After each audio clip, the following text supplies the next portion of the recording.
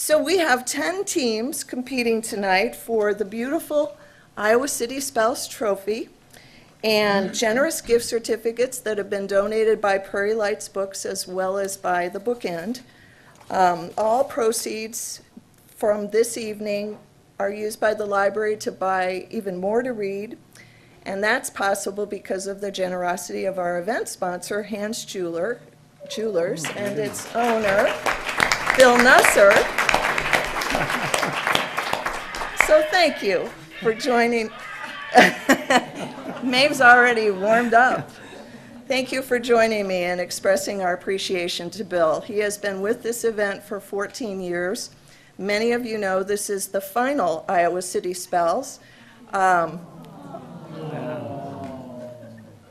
new day has dawned, though. We would like to leap into the 21st century, and we've tossed around, are you smarter than an Iowa City 8th grader? Are you the knowledge king or queen of Iowa City? So the Library Friends Foundation's Board of Directors is working on a new event that will be tied to the library. You'll still need to do your research and read and be really, really witty, wonderful people, which you are.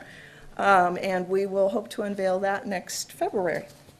But I want to welcome Bill, who is our Master of Ceremonies, and we begin Iowa City Spells 2012, the final chapter. Thank you. Thanks, Patty.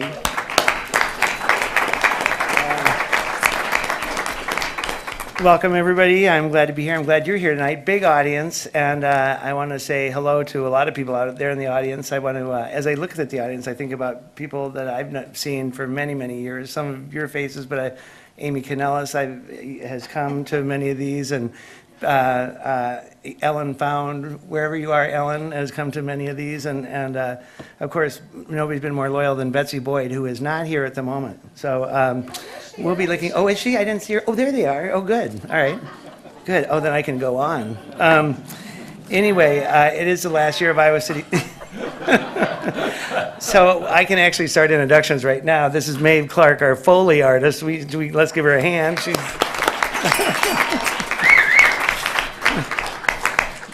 anyway, so we just thrilled that everybody's here, and kind of sad but happy that this is going to be it. So how many times can a team win? We're gonna have a great spelling bee tonight because we've got the most interesting group of teams we've ever had. And we also have a lot of returning people here. We have Susan Craig, who is the director of the public library, who is our timer.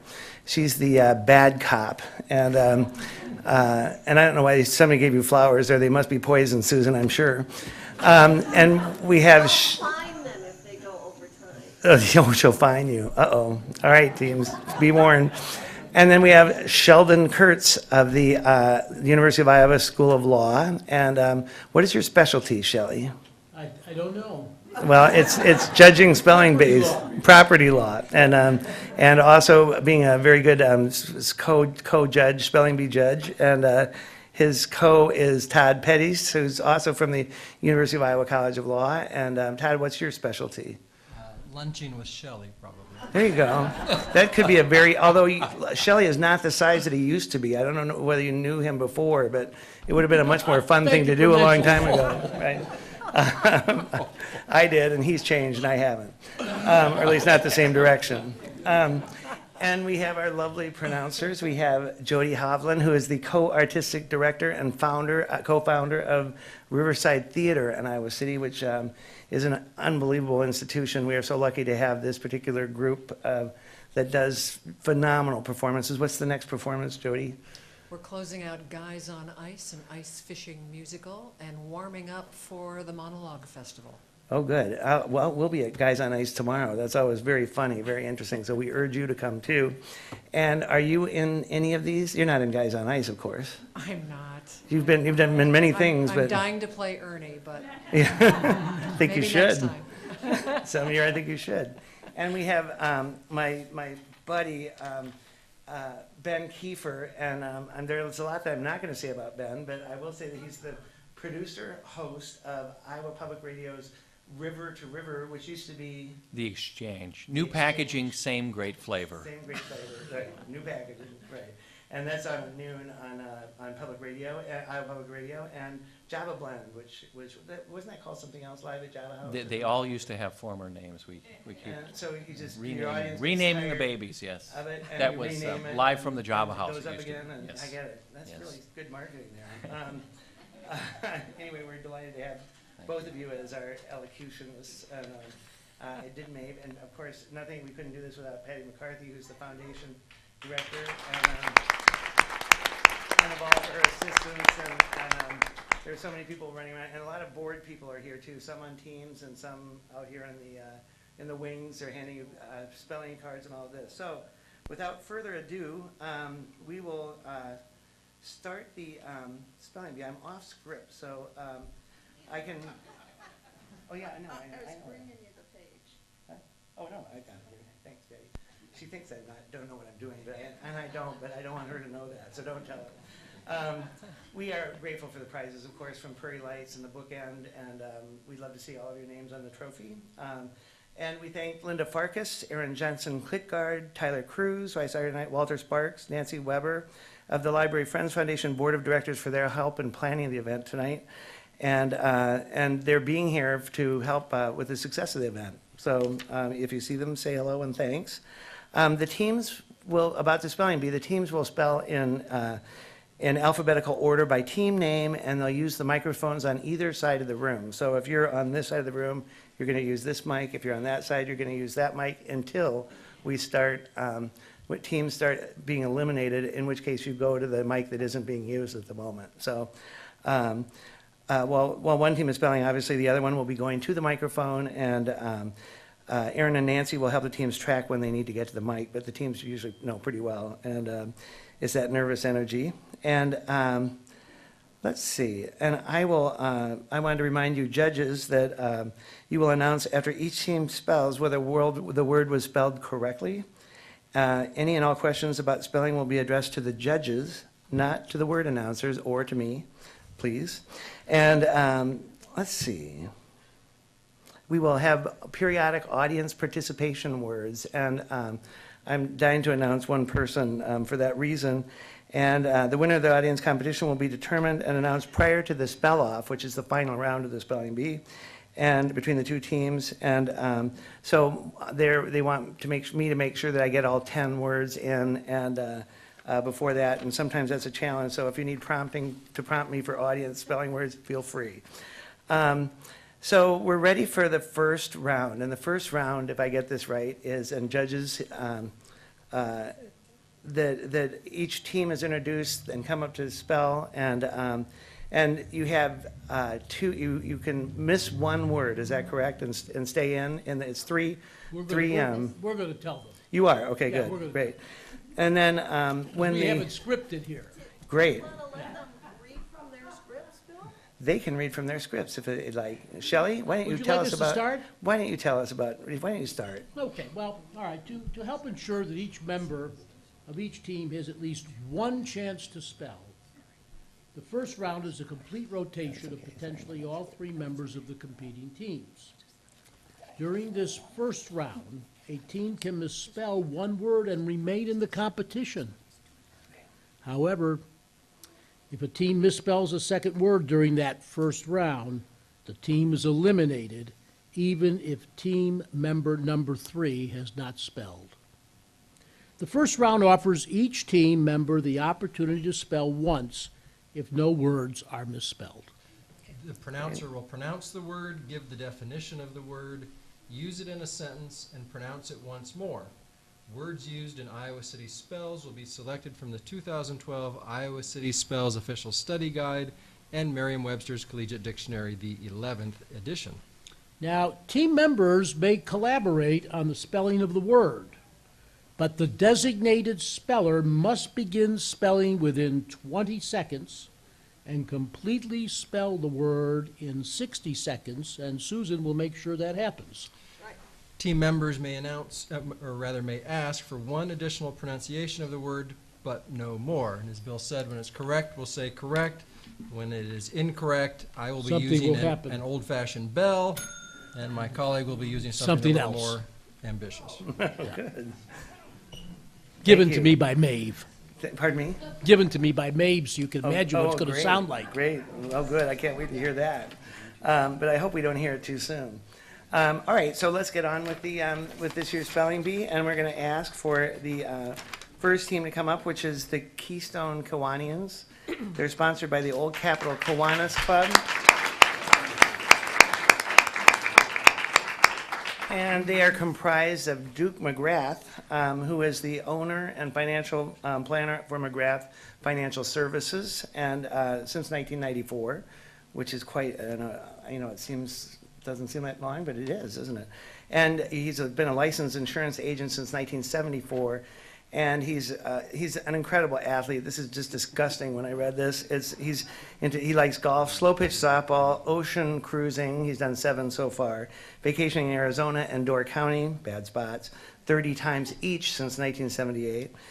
He's attended 12 baseball fantasy camps from the age of 49 to 61. He's now 65, which I found incredibly depressing because I'm not, and he looks younger than I do. And with the Milwaukee Brewers at their training camp in Phoenix, which is kind of amazing. And you won 6 trophies, 2 MVPs, 2 Gold Glove Awards for Best Defensive Player, 1 Best Pitcher, and 1 Best Hitter award. And he said camp is always the first week in February, so we'd often study spelling bee words during the trip. I think you missed some spelling bees because you were there too, haven't you? Yeah. So welcome to Duke. And we have Kathy Schweer, who is a retired nurse, and she lives on the east side of Iowa City. She's been, how long have you been spelling, Kathy? How many of these? I think this is my 8th year. Her 8th year. It just seems like it's got to be more than that. But, I know that it's going to be okay when Kathy shows up. And she's a Kiwanian. She's been an active Kiwanian, and she's been a past president of the Iowa City Kiwanis. And she's a water walker at Mercer Park Pool with Della McGrath. And, then we have, is Della here? I don't see it. Della, okay. And we have Bernie Pint, spelled just like it sounds. Sounds just like it's spelled. You are, I bet you can spell that. He is a retired correctional counselor from Anamosa. Did you live in Anamosa, or you lived here? In Marion, right, okay. And you now drive a school bus, and it's safe to have you on buses? Well, they sometimes ask me where I work, and I say, when I sit in prison, sit down. Yeah, they sit down. Way to go. I don't work with kids. Anyway, he has a passion for horses, and he's won 3 spelling bees in his life. None of the words on this list were in those spelling bees, so I think he's a little nervous here. And he's the only person I know who has successfully beaten his mother-in-law and not gone to jail. But you actually beat her in the spelling bees, right? And she was not pleased at all, from what I understand. And maybe we should talk to you a little bit about diplomacy among mothers-in-laws. And anyway, good luck to you. And should we have them spell and then just announce each team? Yeah, why don't we do that? So we're going to have you spell, and then we'll announce the next team. So we'll. Phoneme. Any of the abstract units of the phonetic system of a language that correspond to a set of similar speech sounds which are perceived to be a single distinctive sound in the language. Mark every phoneme in the sentence, the linguist said. Phoneme. Phoneme. Phoneme. Phoneme. Correct. Very good. So there's one for the Keystone Kiwanians. Next, we have the Kirkwood Killer Bees. Now, how many times have you won this spelling bee? Many. I know. It's on the 6. All right, it's on the trophy. And they are comprised of Betty Adams, Bart Brown, and Missy Molliston, of course. And you have all been spelling for, who's been spelling the longest of the 3 of you? Betty. And Betty, how many years? 12 out of the 15. That's so amazing. All right. And Missy, how long have you been spelling? I think this is my 9th. 9th. And Bart, you're newer, aren't you? Yeah. 4? Yeah, only 4, right. And we'll start with you, Bart. Your job is your Senior Applications Developer for the Center of Bioinformatics and computational biology at the University of Iowa. I couldn't even memorize that if I tried. And he's a model railroader. He likes reading Latin, Greek, and Italian. You know, I'm surprised we haven't run into each other before. And after the library spelling bee, they have a dinner party consisting of food from the wordless and phonetic menus. So if you can't spell the entree, you're in danger of being downgraded to the kids' table, he says. And they also have an annual, what is a riparian? Okay, on the shore, outing on the reservoir, right, that's good, a riparian, I trust you can spell that. And what would he do if he weren't doing what he's doing now? He would be teaching Latin and Greek. Me too. And what made Bart spell here is because his wife was too afraid. And she's a Kirkwood employee, so how well we know how that goes, Bart. And then next we're going to talk about Betty, who's in the Gray's Anatomy Club, and her son recently got engaged. Is that right? Yes. And when's he getting married? October 12th. Wow, that's great. And your house has 2 staircases. Is that correct? No. No? Oh, that's Missy. Sorry. Anyway, all right. I'll get to you in a second. Betty, what's your job with Kirkwood? I'm the office manager. But it's really more than that. In what office? Well, we just have one. Yeah. Okay. So. I'm in instructional support, working with faculty Right, okay, great. And how long have you been doing that? since 2002. And you would be doing what if you weren't doing that? Oh, playing a symphony somewhere. What instruments? Clarinet. Clarinet, oh good, I was a clarinet, then turned oboe. And so why are you here? Well, at the first spelling bee, Kirkwood decided to participate way back 15 years ago, and they were looking for volunteers, and we couldn't get any of the faculty to volunteer. So we ended up with 3 staff, and Typical. once I got started, I just couldn't get out of it. Yeah, it's incredible. And watching, you can see her brain, Missy, but all 3 of these people, you can see their brains work when they get up there and spell. All right, Missy, your job title is? Circulation coordinator in the library. And so in this library here, No, at the Kirkwood Library, right? All right, and so you've been doing that for, Well, 10 years. 9 uh-huh. years. So were your jobs conditional on the spelling bee participation? I think it was too, and I think you sort of thought so at the time. I got it in my interview. There you go. And so what is your avocation? What are your hobbies and Cooking. good person to know? I'll have time for. Okay, great. And what is Gray's Anatomy Club? Sounds kind of, That's Betty. oh, that's Betty, that's right. Betty, what's Gray's Anatomy Club? Well, it's just a bunch of friends who get together to watch Grey's Anatomy. It's as much social as it is about the show. We like to drink wine and shout advice to the characters on the show. No, don't do it. Great. I want to be one of those. I want to be in that club. So you're not getting the real Gray's Anatomy and looking at those pages that I used to look at when, never mind. Okay, and Missy, tell me about the 2 staircases in your house. Oh, who put that? I don't know. Don't look at me. Pardon me? There's a front staircase and a back staircase. And are your twins, are they identical or fraternal? Mm-hmm. So one can go up one and the other can go at the other and they can not have to, One is still locked off to the movies because it's Oh. really steep. is it? Yeah. And how old is your house? Is it, It was built in 1905 or something. wow, that's pretty good. Found it with some wallpaper. I was, A little older than the spelling bee. yeah, just a little bit. And I was always intrigued by second stairways and I thought my great-grandmother must have been rich to have 2. So I think you're rich too.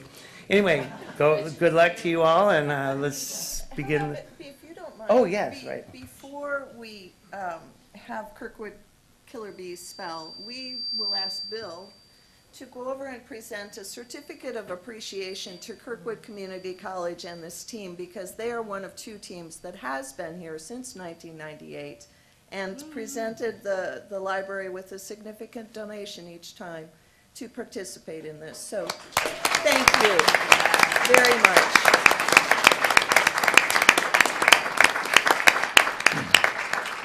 Okay, now you can spell. Great, Thanks. there you go. Good luck. Your first word, deleterious, harmful, often in a subtle or unexpected way. The Food and Drug Administration constantly updates its list of deleterious substances, prohibiting their inclusion in consumable products. Deleterious. Deleterious.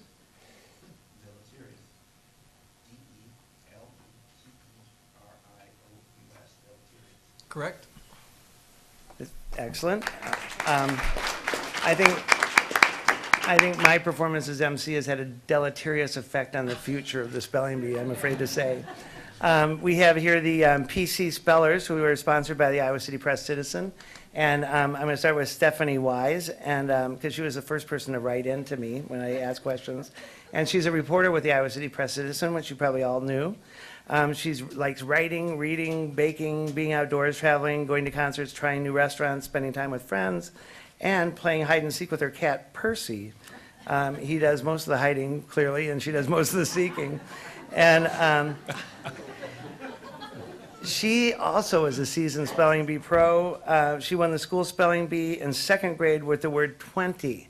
And she did lose on a different year with the word stethoscope. And I don't know whether you got my email, but I thought that's a little something, what's wrong with this picture that 20, you know, anyway. So I asked her what was unusual about her that nobody knew, and she says that she's delightfully normal, and I think that's probably true. And we have Patrick Reapy, who kind of goes way back with me, and he's my personal film editor, and no, he's the online news editor at the Press Citizen, and he occasionally shoots commercials, and he did a commercial in which I was not a very good, I can, as Jody can tell you, I can act, I can do all the emotions from A to B, is that what the quote is? And I once did a commercial actually for a competing publication to you that didn't last long, probably because of the commercial, and it took 8 takes for me to say 3 words. So you were much better with me, I'm happy to say. He is a woodworker in his spare time, and I asked him what that meant, and he said, "I work with wood." And I'm like, "Okay, Patrick." And one of his team people said he once shot a man just to watch him die. And while that's very believable, it didn't happen. So go ahead. Have I gotten? Oh, I haven't gotten everybody here, have I? Who did I miss? Did I miss? Oh, Elizabeth. Yeah. Okay, great. I have your stuff, but I'm missing it here. So I'm going to just ask you. You're also a reporter. I'm an online journalist. Online journalist. And what does that mean? And you're the professional Googler. Yes. Mhm. I help run the website. I curate from all different sources to, bring the news. And you're a professional Googler, which means that you're very resourceful, right? Yes, And what happens apparently is that somebody in the office asks a question, and before they can even discuss it, she's already Googled it, and she's got is that right? You've got the answer, and but that's actually required for your work too. But you just have to be very, very good at it. And so, what would you be doing if you weren't doing this? I would be living and blogging as a beach bum in California. Wow. And what would you be blogging about? And do you blog now? I have a photo blog. I do a photo. Right, a you day. have a photo a day, which has been for like 2 years and 45 days. I'm in the second year right now. Yeah. Okay, 1 year and 45 days then that you've done it. Yeah. It's like 400, Yeah. about 410 days. Something like that. Yeah. Yeah, that's amazing. Yeah. Where do you get the photographs? I take them and walk around Iowa City and Oh, so find something. forget about that email I sent you with my photographs. Anyway, all right, Elizabeth. So, so there you go, the Press Citizen team, and good luck to you. And here's your first word. Hotelier, a proprietor or manager of a hotel. Debbie was promoted to hotelier at the city's largest hotel. Hotelier.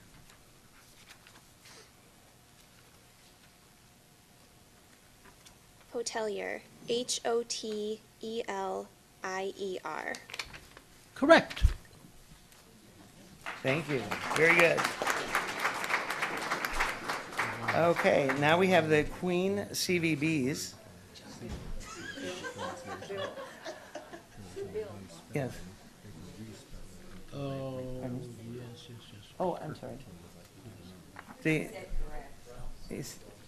Technically, the last team was to have said the word again, so Yes. you spell it, pardon me, yeah, there you go, thank you. All right, But now you we're still okay. got it right. All right, yeah, great, you still got it correct Okay, nonetheless. but yes. Okay, and, am I okay out there? I'm consulting with your wife. Thank you. Am I having a baby?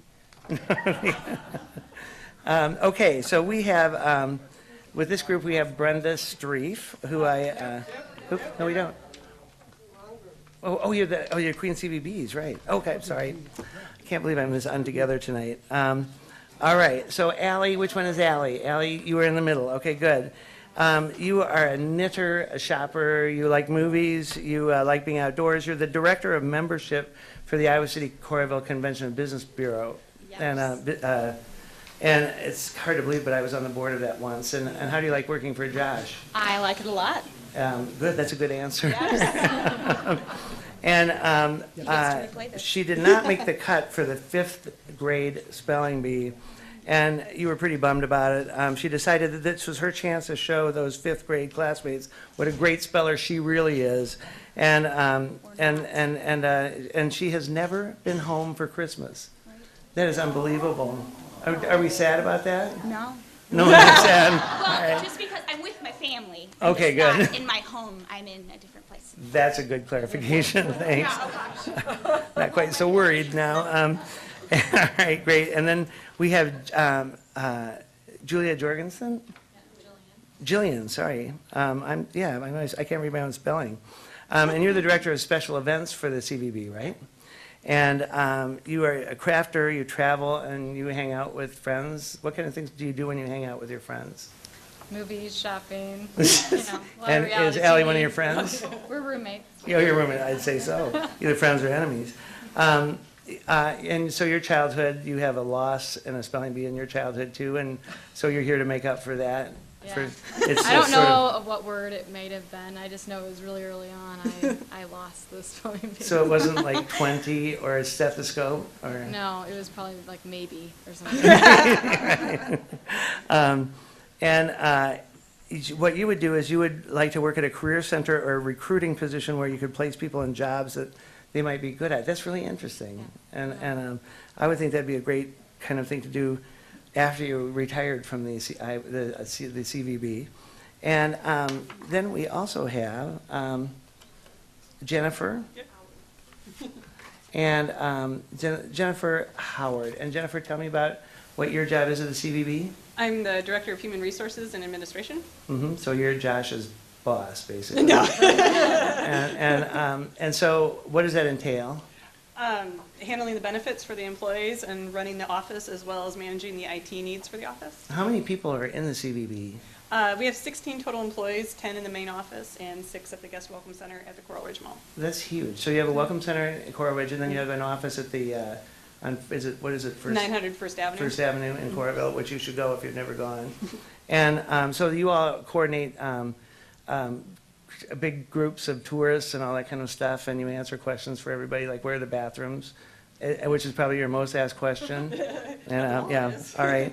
So tell me about, Jennifer, what your hobbies are and what would you be doing if you weren't doing this? I show dogs. I show and train Shetland sheepdogs. I have 2 at home. We do obedience and agility. My husband does it with me. Nice. And it's a lot of fun. And I actually have a music degree on oboe. So Good for you, a yeah. fellow oboist. Yeah, I didn't right? know you played the oboe. Yeah. You said that. Is there something about you and oboe, Ben, or not? No. No? Okay. All right. Just wanted to make sure Ben was awake. So this what you do with your dogs. This is agility. What does that mean? It's on television a lot. If you ever see the dogs go through the obstacle course, that's what we do. That's great. It's actually very physical and very bonding with the animal. That's a lot of communicating and understanding body language. So you were just glued to the TV during the recent... Westminster, that's not agility, but that's what I grew up doing. My mother still does that. It's confirmation. That's amazing. That's quite a remarkable thing. Well, good luck to you all, and you ready for your first word? You bet. Okay, great. Jeremiad, a prolonged lamentation or complaint. The Jeremiad continued for over an hour. Jeremiad. Jeremiad. Jeremiad. Jeremiad. Correct? Very good. Wow, so far so good. And we'll welcome spellers are us, and although they didn't spell it, are us with two U's, or is that a spelling error in there? Is this a spelling error, or is We don't make spelling errors. oh, excuse me. The UU. US is because we're from the Unitarian Universalist Okay, Society. excellent. And you're sponsored by the Unitarian Universal. I get it. It's a joke. Fun. All right. Anyway, so Pete, you're Pete Brokaw. I'm Pete Brokaw. And you are a computer systems administrator. At the university, In what area? just in the administrative area, central IT. Great. And you like walking the dog, you bake, and you avoid house cleaning. Who doesn't? And you effectively do that? That is my star. Your best Yes, hobby? that's the Yeah, best of it. I can do that one too. And then you are distantly related to Tom Brokaw, who was a not very successful student at the University of Iowa. And I think he spent more time at the airliner than he did class, which, yeah, you too. Good, follows in the family. That's right. And a direct descendant of Alphonse Louis de Richelieu. Duplessis de Richelieu. Thank you. And he was credited for introducing chocolate in France. So we are greatly indebted to you. We have royalty. We're among royalty tonight. And you would, if you weren't doing this, you'd be running a bakery or a dog walking service. And not cleaning my house. Not cleaning your house, exactly. And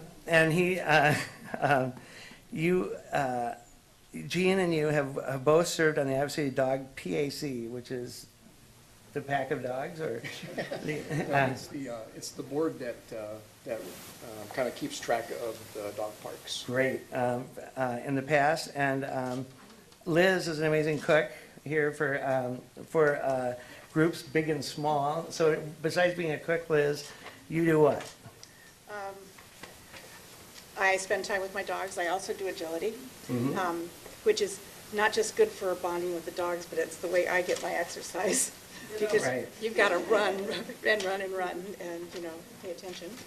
And I started last year a straw bale organic garden in my backyard. Great. And I'm going to expand it this year because it was pretty successful. And you are learning canning? I'm learning canning And and preserving. preserving, pickling, and dehydrating foods to preserve the bounty.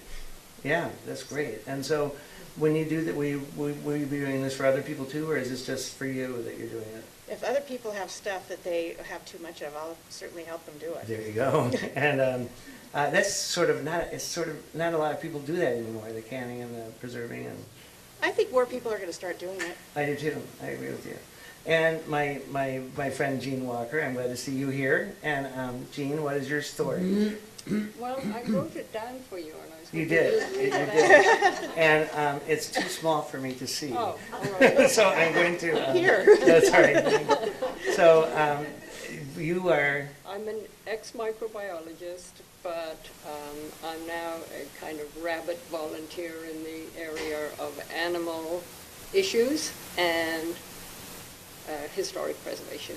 So all of you, did you bond through animals? Is that how you, or is it the Unitarian? We kind of met tonight.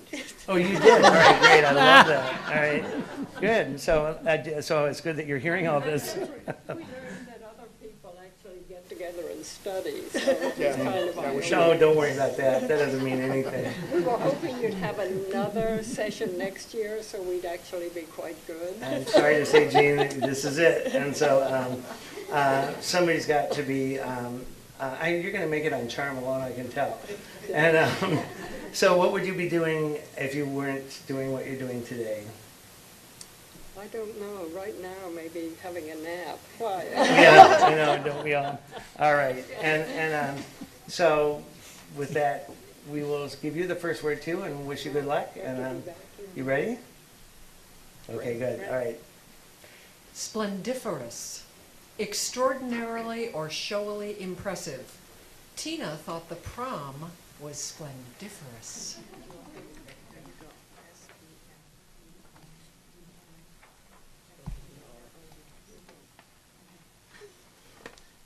Splendiferous. splenderifous, splendiferous. Thank. Ooh. Yeah, it's okay. But you're still in the game? Yeah, don't go yet. So can we get a correct spelling?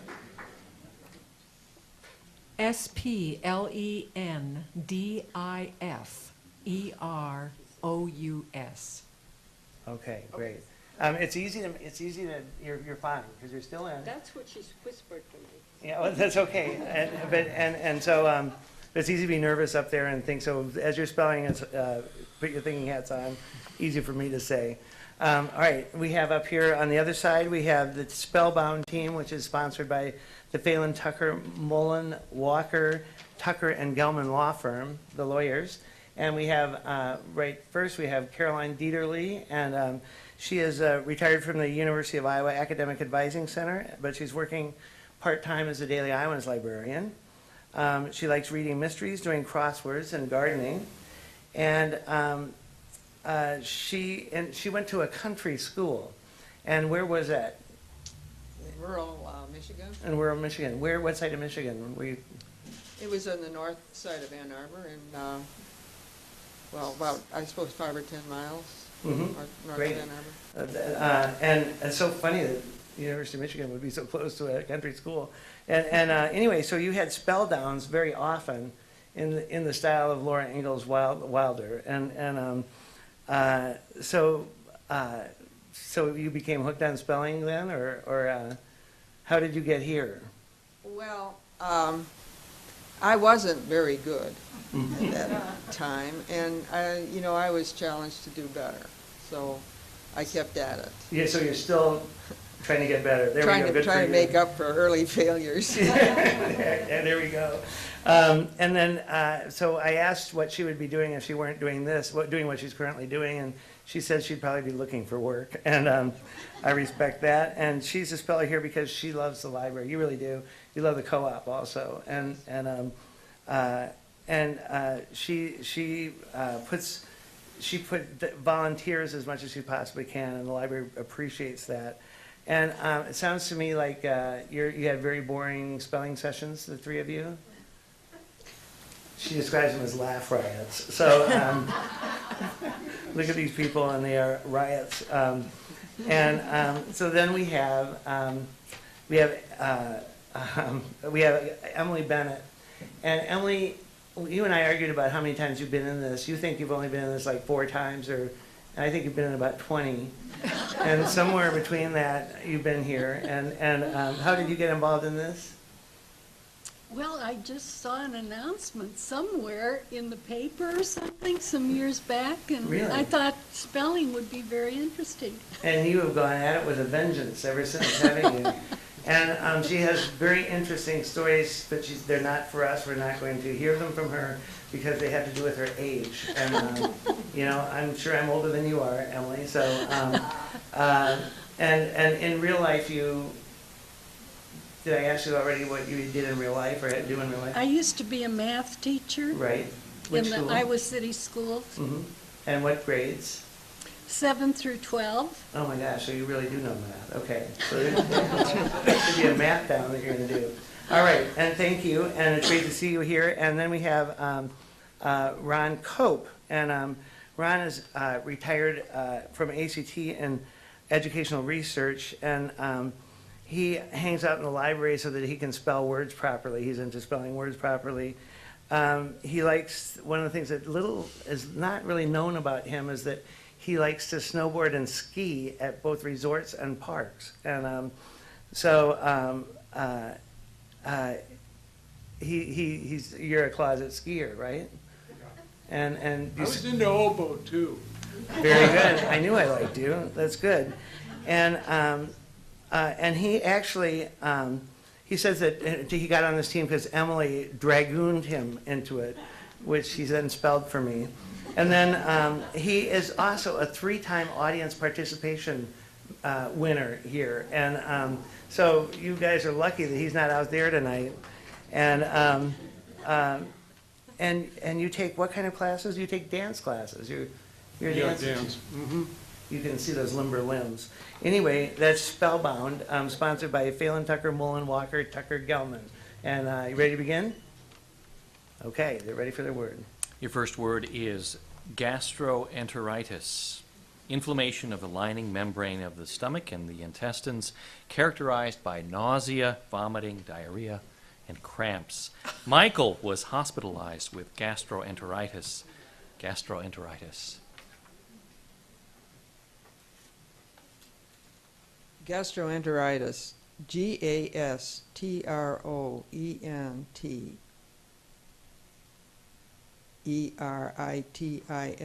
Gastroenteritis. Correct. Very good. Very good. Okay, next we have the Spell Right team, and they were sponsored by Lensing Funeral and Cremation Service. And I'm going to start with Tara Mott, because Tara, you have a relationship with Lensing. I do. Mhm. Vicki Lansing and I are sisters, so. Mhm.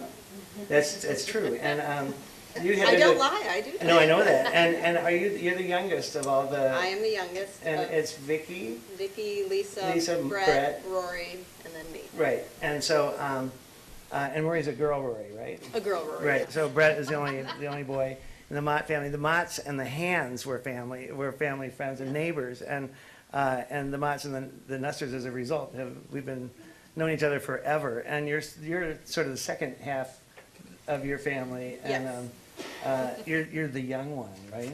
I am the last. 5 over 22 years. Yeah, great, excellent. And your parents are John and Patty. John and Patty, right? Mott's Drugstore. And you like to read, and you like to what are you doing with animals? Tell me exactly what you're. I am the co-manager of Faithful Companions, Pet Cremation, and Remembrance Services. Mm-hmm, very good, and that's a big deal. I mean, we have all these animal people here, and, Yes. and so what does that do? What's the? We are the pet side of Lensing, so we treat the pets and their families the same way as if you lost a human. We're there to help honor that life that was lost in that relationship, and Very we good. do treat it the same. That's always a difficult loss. So now, Brenda Streif, you've been around for a long time, but this is your first spelling bee, right? And last is time to Yeah, last so far. Yeah, now, don't be disappointed so early. You're rejoicing. I asked, now Brenda, your job is that you're the Kirkwood Room is a really beautiful place to entertain. It's adjacent to, in the building next to Lensing Funeral Services and Cremation Services. And what is the Kirkwood Room is a room for? All kinds of functions, from meetings to parties to weddings, small receptions. We have a little bit of everything there. And this is your just desire to be giving parties all the time, Yeah, that's what entertain I do. elegantly and I'm all the this. entertainment side of the Lensing. Yes. Yeah, which you do beautifully, and it's always good. You were drafted by whom to be on this team?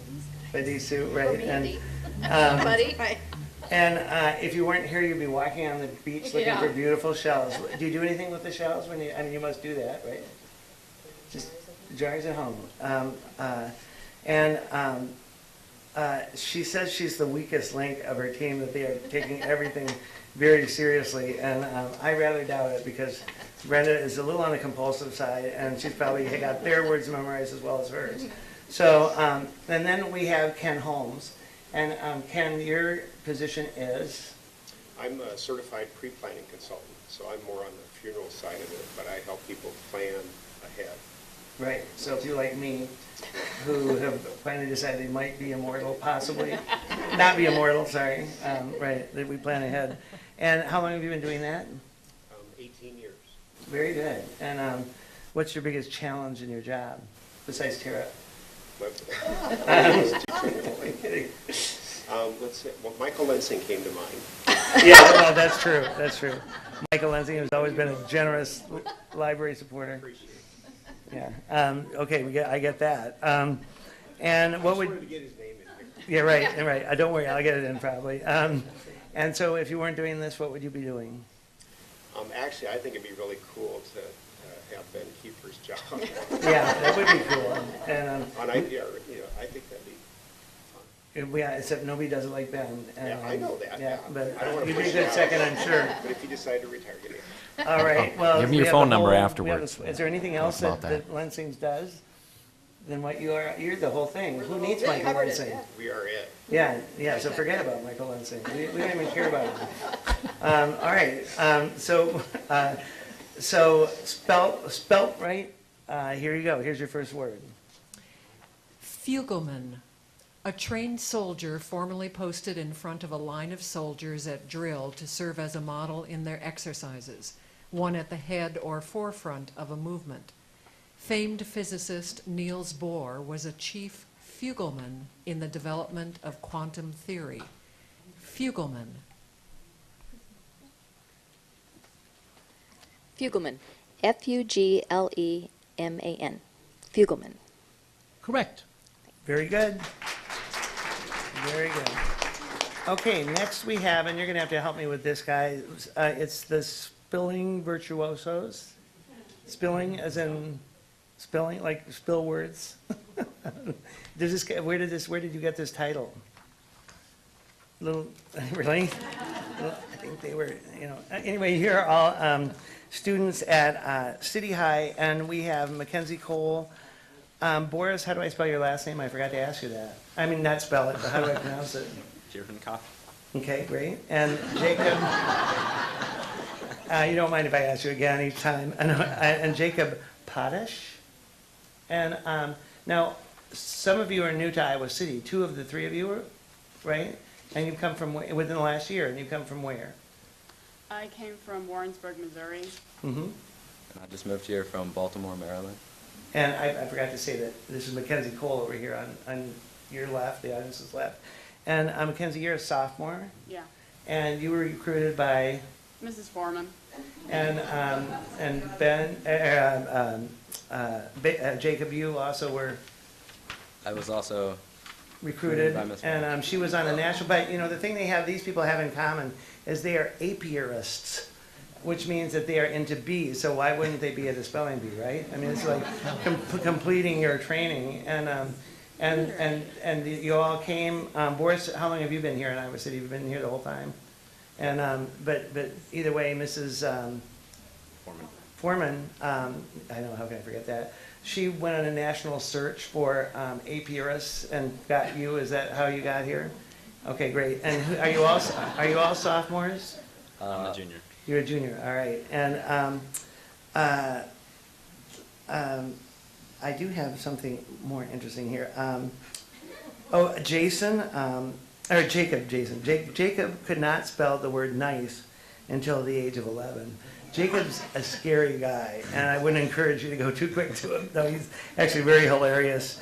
And Mackenzie, in her spelling bee in 6th grade, dotted an R by accident. She was nervous and she was writing cursive, and she lost a point. And did you not win the spelling bee as a It result? wasn't a spelling bee, it was a spelling test in class. Oh, a spelling test in class. And it's still with her, so she's working that out tonight. And we wish you all the best of luck. So here's your first word. Defeasance. The termination of a property interest in accordance with stipulated conditions. Should the borrower later choose to have the property released from the mortgage lien prior to maturity, the borrower would exercise the defeasance option. Defeasance. Did Shelley pay you to put that word in there? Did who? Me. Defeasance. D-E-F-E-A-S-A-N-C-E. Defeasance. Correct. There you go. Excellent. Mrs. Foreman's a happy person. And next we have to be or not to be. Oh, I forgot to say that the Spilling Virtuosos are sponsored by Pogo and Friends. And to be or not to be is sponsored by Calvin and Nellie. And we have Ginny Blair, Rachel Carlson, and Barb Yerkes. And Ginny, let's hear about you a little bit. Tell me you've been employed by Rosewater Plumbers. Rosewater Plumbers. And how long? For 35? Yeah, as a plumber, 35 years now. How did you get into plumbing? Lucky break, and also my previous jobs just didn't work out. So you decided to be number one in the number two business, basically, right? Yeah, yeah, that's right. Yeah, thank you. Couldn't help that one. I wish I could claim that as my own. And you have been in the Iowa City Spelling Bee how many times? This is the third time. And they've been consecutive, or no? I didn't think so. Very sporadic. Yeah. And what makes you not come back, and what makes you come back? I come back invitation, and I'm pleased to be here. Thank you. We're glad you were invited too. You're a cook, you're a gardener, and you restore old houses. I'm going to remember you when I have plumbing issues in restoration. And I asked her what made her want to be in the spelling bee, and she goes, "I'm a good loser." I wouldn't say that at all. And you and Barbara on a team before, but not with Rachel. Rachel, is this your first time here? In spelling bee. And what do you do? What is it that you do? I'm undecided. Undecided. and what kind of hobbies do you have? What are you doing? What fills your day? I usually ski in the winter, but not this winter. And, we have a ski marathon up in Wisconsin next week. Wow, fantastic. That sounds really good. Obviously, this will be bad here. It's going to be warm next week because I'm going to be in a warm place and it'll be cold. Anyway, so how did you get on the spelling? How did you get on this team? I used to work for the City of Literature upstairs. Mm-hmm. I knew Maeve, and I knew her animals, Calvin and Nellie. Oh, Oh, sorry, I knew her friends, Calvin and Nellie, who sponsored this team. Right. And Calvin and Nellie are what kind of friends? May, do I ask you? Do you have sounds for these friends? No. Okay. All right. Anyway, so Barb, your job is. Go ahead. To work in the dean's office. Work in the dean's office and of the liberal arts and sciences. And you've done that for how long? 21 years. Yeah. And your hobbies are? I'm a proud member of Hawkeye Community Rowing.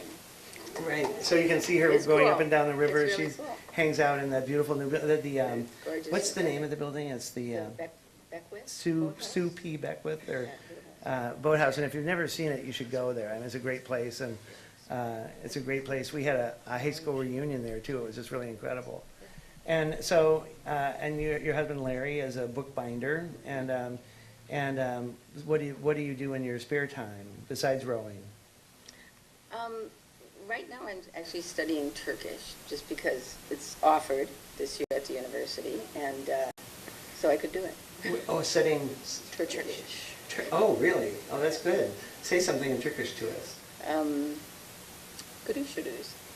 To you too. I know you'd be impressed. I am. All right. Well, good luck to the three of you, and and don't disappoint Calvin and Nellie, right? Never. Okay. All right. So, are you ready for your first word? Have at it.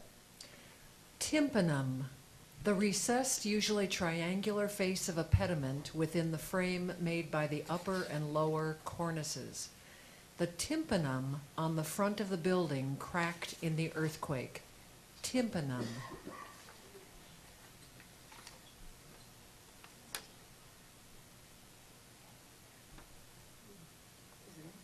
Yeah, sure. Time to start spelling. Tympanum. Tympanum. Tympanum. Correct. Very good. Way to go. Barb looks like she's feels pretty lucky on that one. And I forgot to mention that she has two daughters, or she has three daughters, two in Oregon and one in France. Is that right? And if she weren't here, she'd be in Oregon. And me too. All right. Last but not least, we have the Iowa City Trustees group, which are called the Trustee Spellers, and we have a presentation for them too. Patty? Absolutely. So as I said earlier, there are two teams that have been with us since the beginning of the Spelling Bee. The Iowa City Public Library Board of Trustees has put together a team for 15 years, and we are very, very grateful.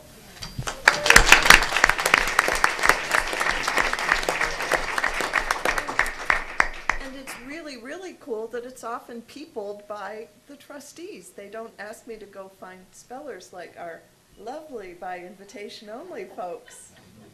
Thank you. Gee, that sounds a little passive aggressive, but anyway. So we have, of you three, we have Mark Edwards. And have you been here before, Mark? I think I spelled last year. I roped into it last year. Last year you were here, right? And how'd you do last year? I think we're not supposed to win it. I see. Oh, your job is to make other people look good. Very good, trustees. All right, and you, your job, your real life job is? I work as a recruiter for the National Guard. Right, but in real life, you actually are, your hobby is driving around boys to hockey games, is that correct? Boys and girls. Boys and girls, Yeah. oh, that's great. And how many kids do you have? 3. And the things that you probably don't know about him that you might want to know if it gets, well, actually today would have been a good day, is that he has a skating rink in his backyard. And it's, how big is it?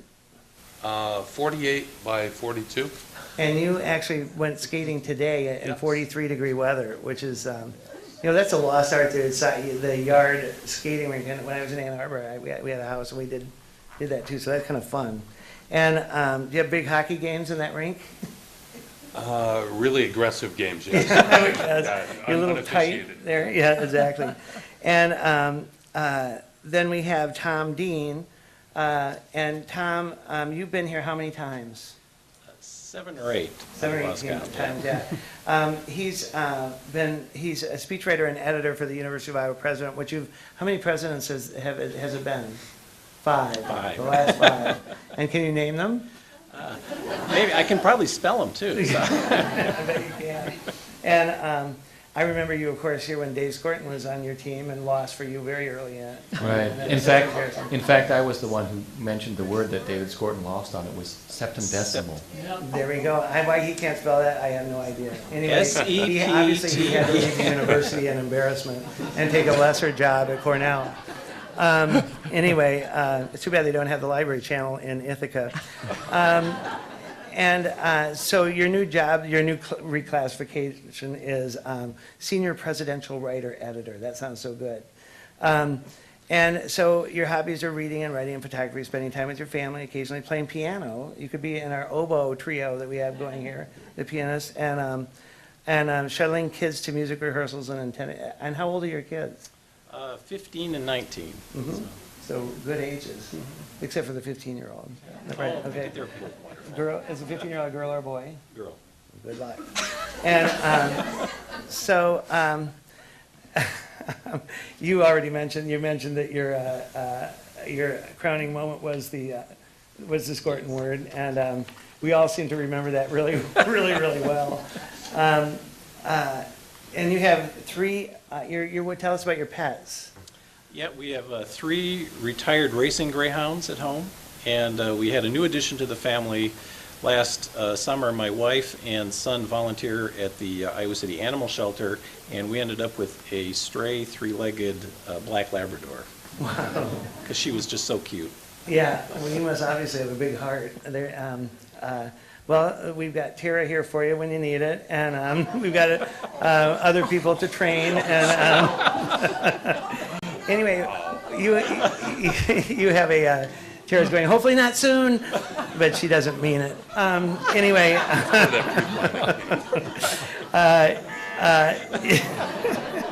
and you have sort of a rock star association, right? Yeah, I grew up in Rockford, Illinois, and when I was in junior high and high school, maybe even earlier, I lived 1 block away from Rick Nielsen of Cheap Trick. He lived down the block from me. We all know Rick. And, are you still in contact at all ever? No, I never was then either. So. Right. Okay. He was great then even. Well, yeah, it was the '70s, so that's when they were Yeah, really that's big. right. Yeah. That's amazing. And you just were born to write, weren't you? I mean, I guess so. That's just phenomenal. Have you ever written a book? Yeah, actually. My 5 Presidents. Yeah, that's the next one. Yeah, it That's hasn't for been when I published yet retire. because the 5 presidents are still paying for it, not to be published, which is your retirement plan. Right. And Patty McCarthy twisted your arm to be in this, right? Oh, right, yes, Right. as always. And I'm so glad you're here for the last one, and because you've been always so entertaining for us too. And so one of the things that he points out to me is that Holly Carver, our next person here, has never misspelled a word in the spelling bee, and that's because she's never been in the spelling bee before. And all three of you are library trustees, and Holly, that's sort of your life. You have a real job, which is Well, I've been in scholarly book publishing and editing for 40-some-odd years. with the U of I Press. With University of Texas Press and then University of Iowa Press. But I've retired from the press. I'm just editing for them now. Is it freelance editing that you're doing? Just as a series editor, And then the other thing that you do is here, is with the library. just on the board of trustees. And then you hike and you garden and you... Bird watch and all Very those good. things. I hope I learn how to do those things because all I do are like internet solitaire and I'm glad I'm not interviewing myself.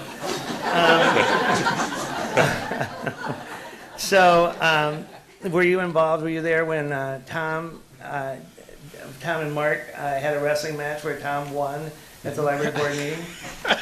Not this year. We can't talk about it. Yeah, right. Yeah. It didn't happen, don't worry. All right, so the trustee spellers are longtime spellers. Ready for your first word? Last first word. Ruderal. Growing where the natural vegetational cover has been disturbed by humans. The ruderal weeds along the highway have withstood a lot of abuse from the highway traffic and construction. Ruderal.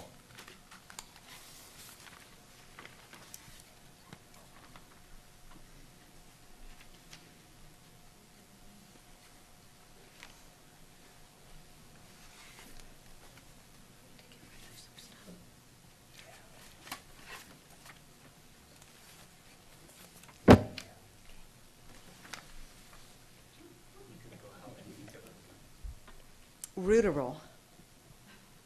Ruderal. Ruderal. Correct. Very good. Wow.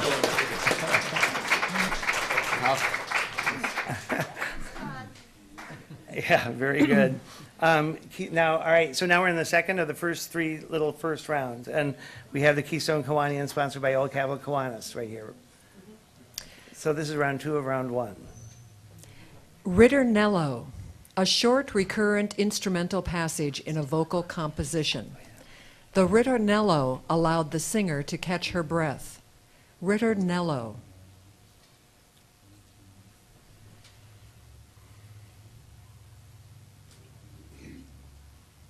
Ritornello, Riternello.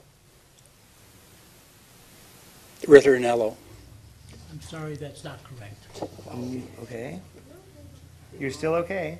Yeah, you're still in the game. You're still in the game, right. So, all right, good for you. Kirkwood Killer Bees are up and ready. Let's get Do you your want word. the correct spelling? Oh, did we get the spelling? I'm sorry. Ritornello. So close.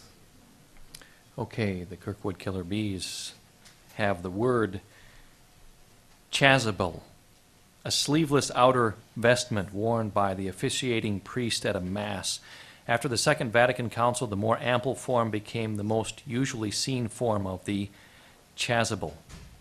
Chasuble, C-H-A-S-U-B-L-E, chasuble. Correct. Very good. Very good. And then we have the Press Citizen Speller, sponsored by the Iowa City Press Citizen. Perestroika, the policy of economic and governmental reform instituted by Mikhail Gorbachev in the Soviet Union during the mid-1980s. The era of perestroika was a refreshing change. Having reporters do that word, fortunately, they're not old enough to remember it. Perestroika. P-E-R-E-S-T-R-O-I-K-A. Perestroika. Correct. Very good, Elizabeth. Very good. And we have the Queen CVBs, sponsored by the Iowa City Coralville Area Convention and Visitors Bureau. Absconder, to depart secretly and hide oneself. After some of his comments tonight, Bill would be wise to be an absconder. Absconder. Absconder. ABSCONDER. Absconder. Correct. It's a good thing I didn't have abscond with Ben's list. Very good, CVBs. We have the spellers are us, sponsored by the Unitarian Universalist Society. Dolmen, a prehistoric monument of 2 or more upright stones supporting a horizontal stone slab, found especially in Britain and France and thought to be a tomb. Poolnabrone is a famous Irish dolmen. Dolmen, D-O-L-M-E-N, Dolmen. Correct. Jean spells it with the right accent, too. Well done. Yeah. And we have Spellbound, sponsored by Phelan, Tucker, Mullen, Walker, Tucker, and Gelman. Bulwark, a solid wall-like structure raised for defense. The townsfolk all came together to quickly build a makeshift bulwark to defend themselves from the oncoming raid. Bulwark. Bulwark. B-U-L-W-A-R-K. Bulwark. Correct. Very good. And we have Spelt Right, sponsored by Lansing Funeral and Cremation Service. Bascule, an apparatus or structure in which one end is counterbalanced by the other on the principle of the seesaw or by weights. Each retractable bridge in downtown Chicago is operated through the use of a bascule. Bascule. Bascule. B-A-S-C-U-L-E. Bascule. Correct. Very good. And next we have this Spilling Virtuosos, sponsored by Pogo and Friends. Curvet, a prancing leap of a horse in which the hind legs are raised just before the forelegs touch the ground. Judges at equestrian events often can determine the athletic ability of a horse based on its execution of the curvet. Curvet. C-U-R-V-E-T. Curvet. Correct. Very good. Very good. To Be or Not to Be, sponsored by Calvin and Nellie. Glengarry, a woolen cap of Scottish origin. His Glengarry sat jauntily on his head. Glengarry. Glengarry, G-L-E-N-G-A-R-R-Y, Glengarry. Correct. Very good. And we have the trustees spellers, last but not least, sponsored by the Iowa City Public Library Board of Trustees. Conterminous, having a common boundary. England and Scotland are conterminous. Conterminous.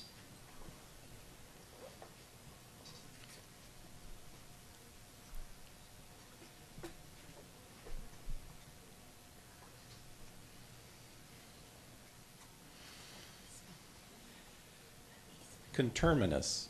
C-O-N-T-E-R-M-I-N-O-U-S. Conterminous. Correct. Very good. All right, that's the end of round 2. Audience, how are you feeling about a word? Would you like a word?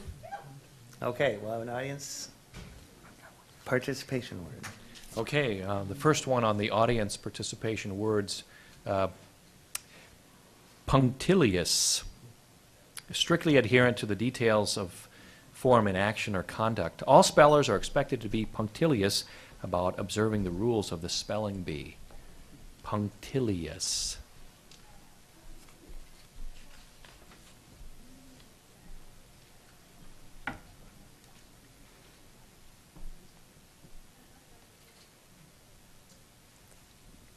Okay, how are you doing, audience? Anybody need any more time? Okay. All right. We're ready for round 3 of round 1. This is the last one. And actually, we've only had 2 misspelled words so far. And so this is your last, for most of you, it's your last chance at impunity here. So we'll begin again with the Keystone Kiwanian, sponsored by Old Capitol Kiwanis. Maraschino, a sweet liqueur distilled from the fermented juice of a bitter wild cherry.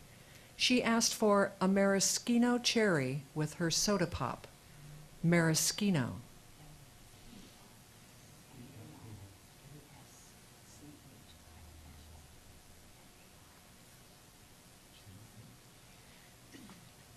Maraschino.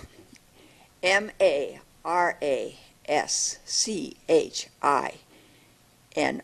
Maraschino. Correct. Very good. All right. Way to go. And of course, thank you, Jody. I'll never pronounce it maraschino again. All right. We have the Kirkwood Killer Bee, sponsored by Kirkwood Community College. Your word is bruxism, the habit of unconsciously gritting or grinding the teeth, especially in situations of stress during sleep. She was given a retainer for her problems with bruxism. Bruxism. Bruxism. B-R-U-X-I-S-M. Bruxism.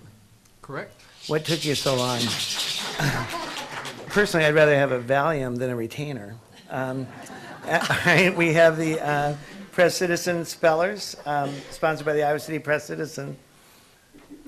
Binnacle, a housing for a ship's compass and a lamp. He darted a look into the binnacle and took a hurried compass bearing of the sounds the other ship was making. Binnacle. Binnacle. B-I-N-N-A-C-L-E. Binnacle.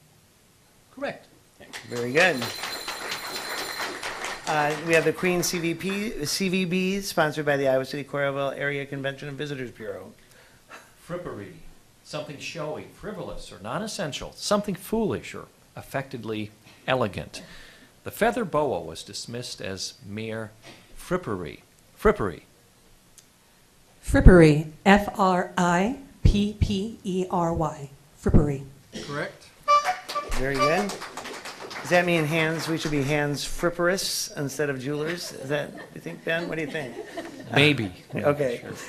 We have Spellers Are Us, sponsored by the Unitarian Universalist Society. Sedulous, involving or accomplished with careful perseverance. His work was characterized by sedulous attention to detail. Sedulous.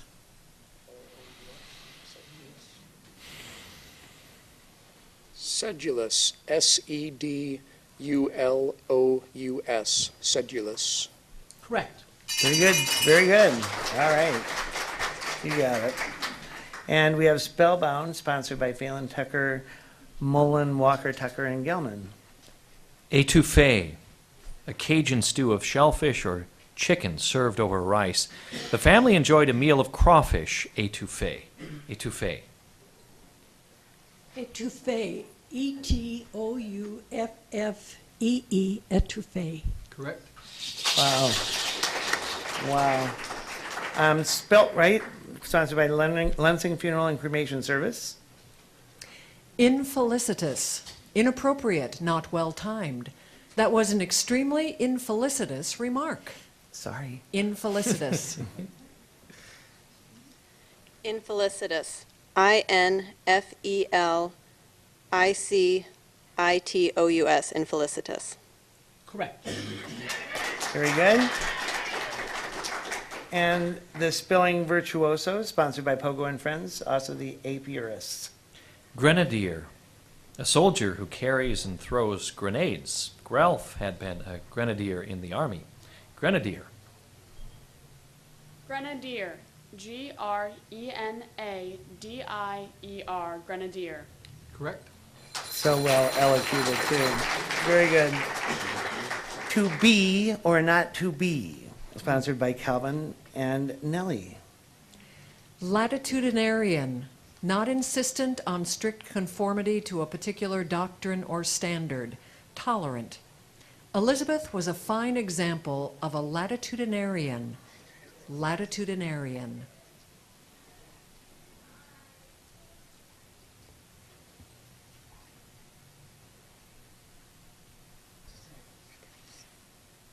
Latitudinarian.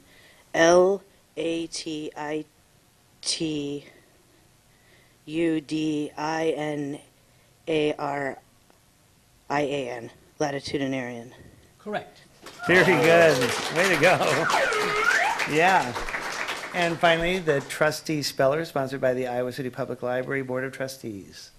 Dégagé, free of constraint, nonchalant. She wore clothes with a dégagé attitude. Dégagé.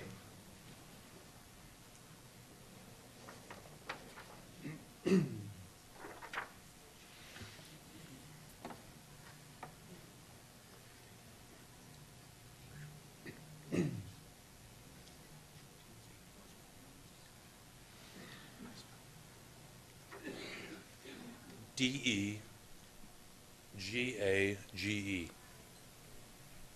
Do I need to say the word again? Yes. Okay. Say it again. Degage. Correct. Very good. Wow. Excellent. All right. So that's the end of the first round of 3. And Yes. Everybody's still in. And so now we begin the rest of the rounds, which if you misspell a word, your team is out. And do we Correct. need any more rules, Shelley, for this or no? Not yet. Okay, very good. More will So, be coming later. all right, great. So the Keystone Kiwanians, Old Capitol Kiwanis Club. Petroglyph, a carving or inscription on a rock. The petroglyph was estimated to be 2,000 years old. Petroglyph. Petroglyph. Petroglyph. Petroglyph. Correct. Way to go. Very good. And we have the Kirkwood Killer Bees, sponsored by Kirkwood Community College. Jongleur, an itinerant medieval entertainer proficient in juggling, acrobatics, music, and recitation. She had practically offered that fallacious jongleur money, and it did not make it easier to offer him lunch. Jongleur. Of course, that's Make that up. something I would say any day. Jongleur. Jongleur.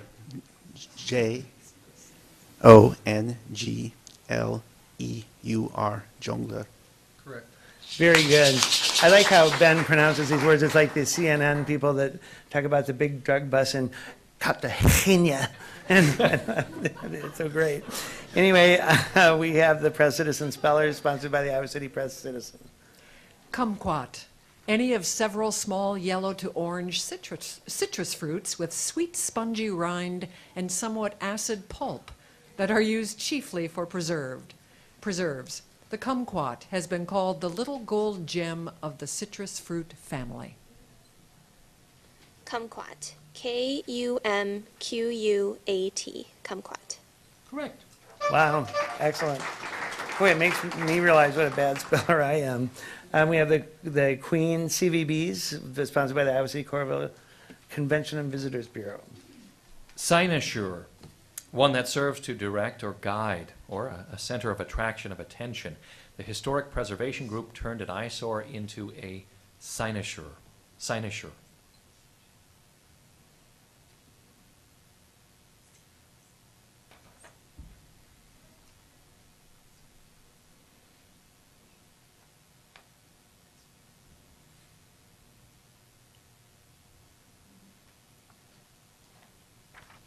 Cynosure. C-Y-N-O-S-U-R-E. Cynosure. Correct. Very good. Spellers are us, sponsored by the Unitarian Universalist Society of Iowa City.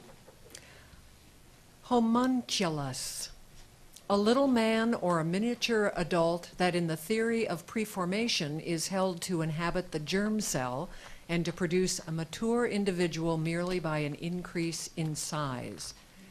The homunculus is created by the mind-body separation. Homunculus. Homunculus. H-O-M-O-N-C-U-L-O-U-S.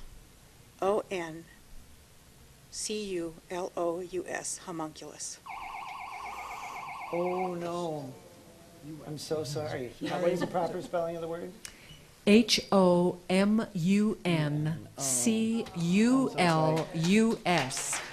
Good luck. Good luck to you all. A noble effort, and I'd like to say you can come back next year, but not in this form. And but thank you, and enjoy the rest. Now you can relax, right? Okay. Next, of course, we have the Spellbound team, sponsored by Phelan Tucker Mullen Walker, Tucker, and Gelman.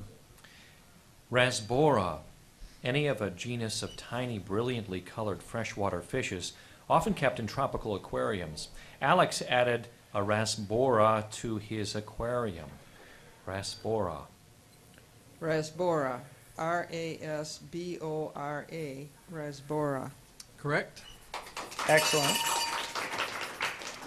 Excellent. And so we have Spell Right, sponsored by the Lansing Funeral and Cremation Service. Gudgeon, pivot, a socket for a rudder pintle.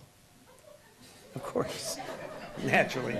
The young sailor was having a hard time getting the pintles on the rudder to line up with the gudgeons on the transom of her boat. Gudgeon. I hate when that happens. Gudgeon. Gudgeon. Correct. Well, way to go, Brenda.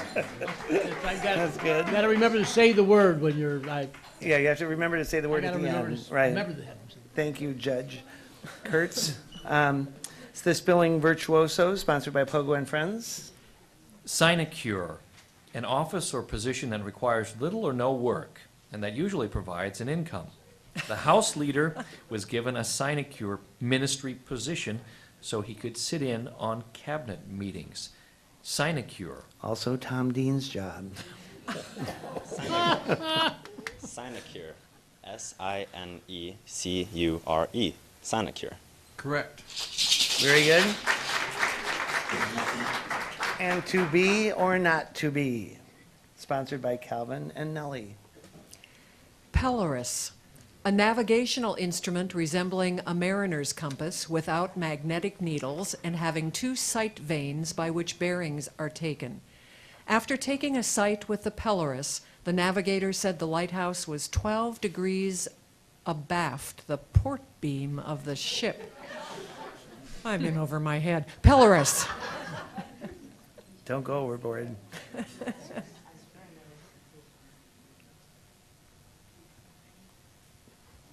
Pelorus, P-E-L-O-R-U-S, Pelorus. Correct. Wow. Outstanding. So it was worth it, Jody. And finally, the trustee speller, sponsored by the Iowa City Public Library Board of Trustees.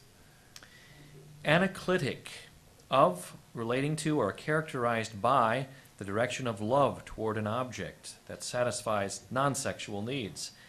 Freud terms the child's libidinal investment in the mother an anaclitic object choice, in which sexual instincts are attached to and determined by ego instincts. Wow. Anaclitic. Your favorite sentence so far. Too many visits to the psychiatrist there, Ben.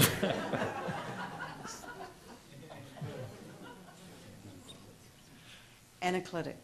A-N-A-C-L-I-T-I-C. Anaclitic. Correct. Very good, Holly. Okay, that's the end of the first of round two, which is the first of the real rounds. And as the audience, are you ready for another word? Okay.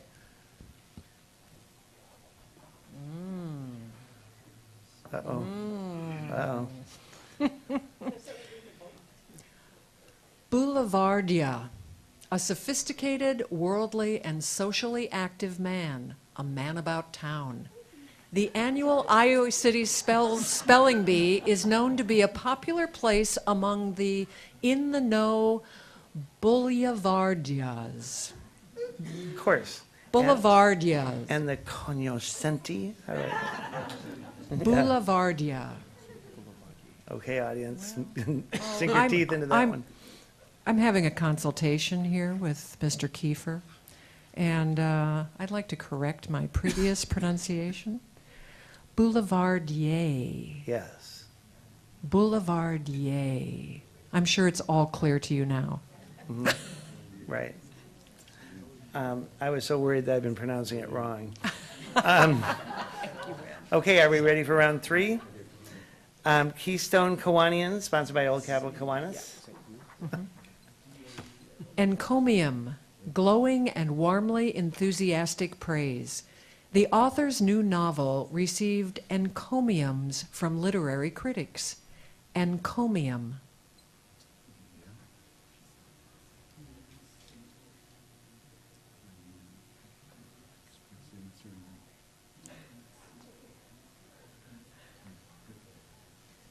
Encomium. E-N-C-O-M-I-U-N.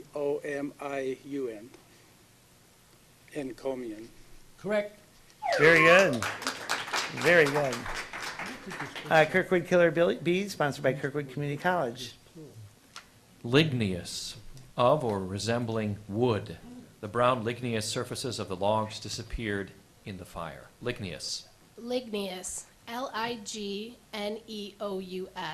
Ligneous. Correct. Very good. We have the Press Citizen Speller, sponsored by the Iowa City Press Citizen. Leaster, a spear armed with 3 or more barbed prongs for catching fish. Sven was an expert at catching fish with a leaster. Leaster. But what did Ole do? Leaster. L-E-I-S-T-E-R. Leaster. Correct. Very good. And the Queen CBBs, sponsored by the Iowa City Coralville Convention and Visitors Bureau. Mithridate, an antidote against poison, especially a confection held to be effective against poison. Fearing a conspiracy, the king laid by a supply of mithridate. Mithridate.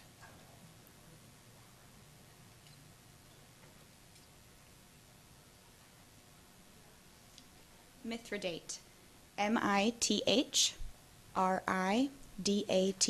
Mithridate. Correct. Excellent. And we're going to take another audience word here just to make sure that we don't outpace you here. Oh. Wunderkind. A child prodigy. At age 7, the girl was declared a Wunderkind. But despite knowing calculus and speaking 3 languages, she was not old enough to participate in Iowa City Spells. Wunderkind. Ausgezeichnet. Dankeschön. Bitte schön. So all you Wunderkinder up here, are you ready? We have a Spellbound, sponsored by Phelan Tucker, Mullen Walker, Tucker, and Gelman.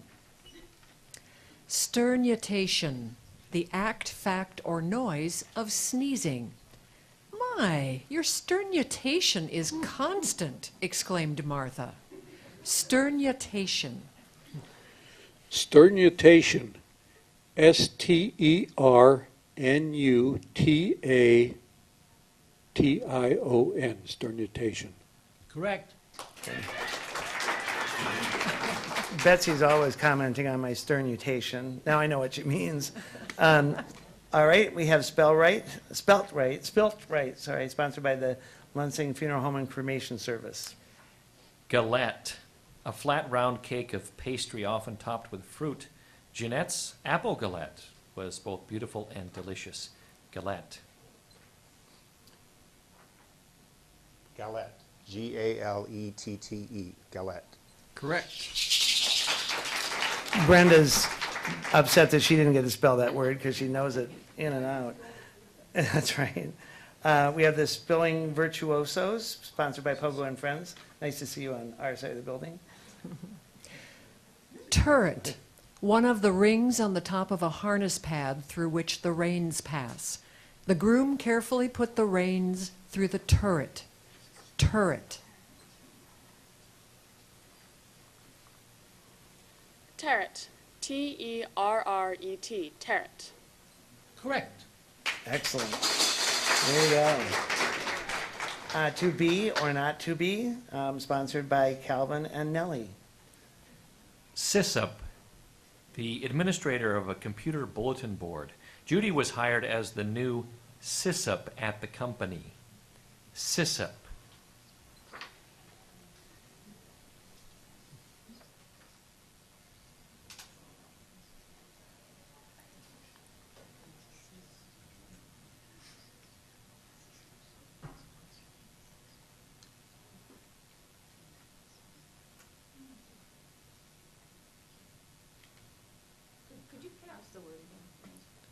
SysUp. SysUp. S-Y-S-S-U-P. SysUp. I'm sorry. Oh. Correct spelling is S-Y-S-O-P. Oh, thank you, Spellbound. Thank you, Thank you for many years of spelling with us, and it's always so sad. So thank you, thanks very, very much. And now you can relax and enjoy. And I'm going to be a lot nicer to this team now that you're over on this side, because I don't think that Mark would necessarily succumb to my brutality. So we have the trustee speller sponsored by the Iowa City Public Library's trustees. Lekvar, a prune butter used as a pastry filling. Could I put lekvar in my kolaches? Lekvar.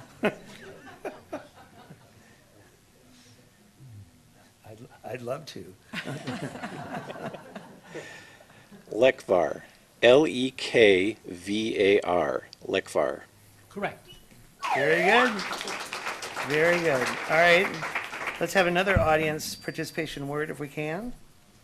Incommunicado, without the means or rights to communicate. The stranded hikers were incommunicado for 8 days until a search team in a helicopter saw their campfire and rescued them. Incommunicado. Vivace, a musical composition or movement in vivace tempo. The conductor preferred vivace concerts. Vivace.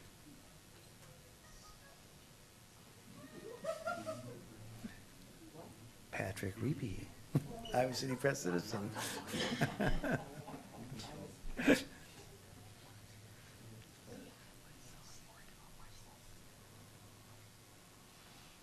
Vivace, V-I-V-A-C-E, Vivace. Correct. Excellent. Thank you.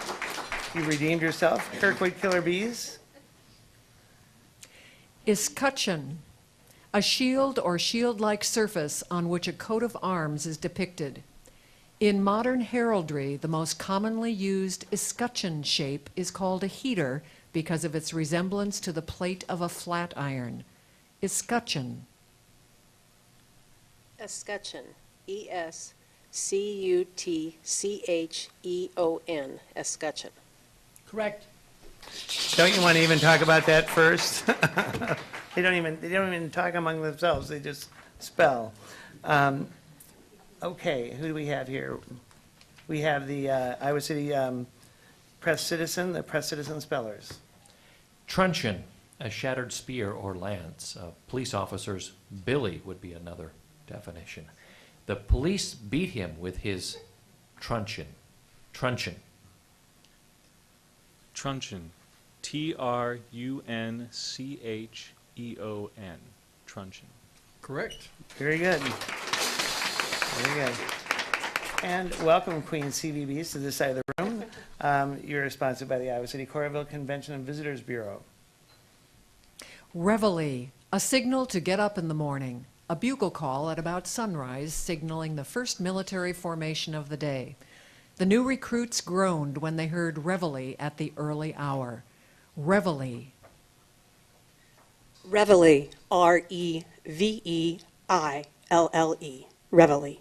Correct. Excellent. Can you be any clearer than that?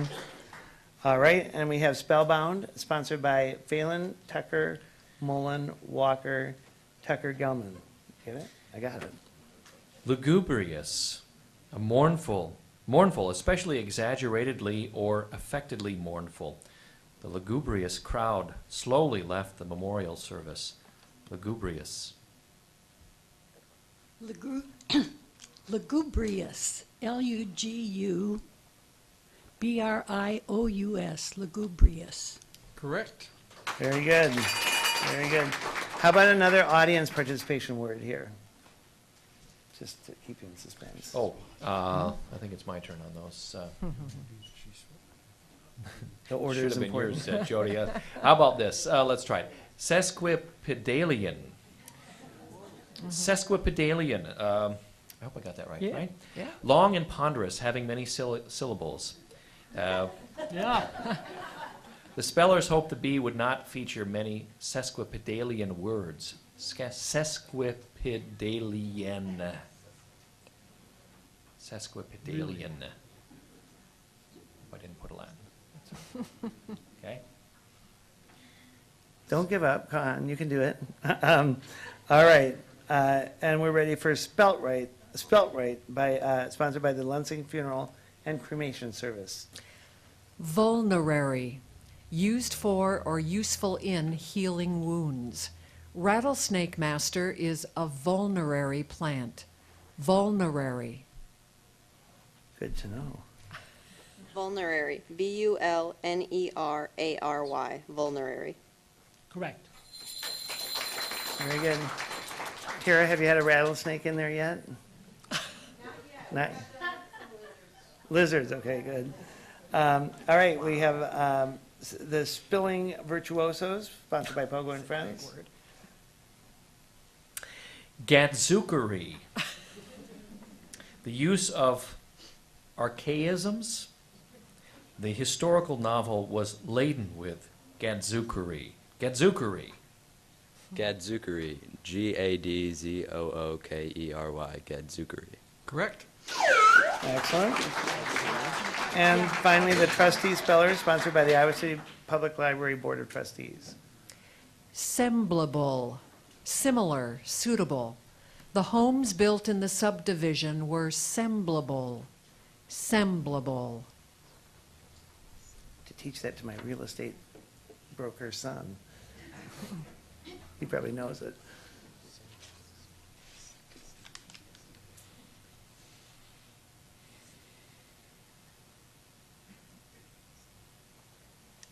Could I get a pronunciation again? Semblable. Semblable. S-E-M-B-L-I-B-L-E.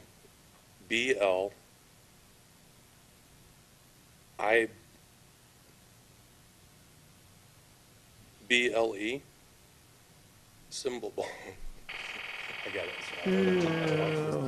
Ooh, that was The brutal. spelling is S-E-M-B-L-A-B-L-E. Oh, thank you, Iowa City. The Trustee Spellers, sponsored by the trustees. You've done your job well in terms of letting other teams win. Thank you. And thank you for many, many years of your support of this event. All right, another audience participation word, please. Sarsaparilla, the dried roots of any of several tropical American plants used as a flavoring. The taste of sarsaparilla was new to the youngsters. Sarsaparilla. That's a trick word, I think, isn't it? I'm not telling. Okay, that's a mystery trick word. All right, are we ready for round number 5? We have 7 teams out of 10 left. And we're going to start again with the Keystone Kiwanians, sponsored by Old Capital Kiwanis. Rheum. A watery discharge from the mucous membranes, especially of the eyes and nose. The veterinarian could tell from the rheum coming from the animal's eyes that it was not well. Rheum. Room, R-H-E-U-M, room. Correct.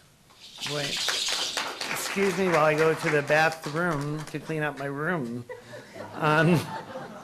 So we have the Kirkwood Killer Bees next, sponsored by Kirkwood Community College. Parament, an ornamental ecclesiastic hanging or vestment. A lovely parament hung in the chancel. Parament. Parament. P-A-R-A-M-E-N-T. Parament. Correct. Excellent. And the Press Citizen Spellers, sponsored by the Iowa City Press Citizen. Pelmet. A short valance or small cornice for concealing curtain fixtures. Each window in the living room had a pelmet at the top. Pelmet.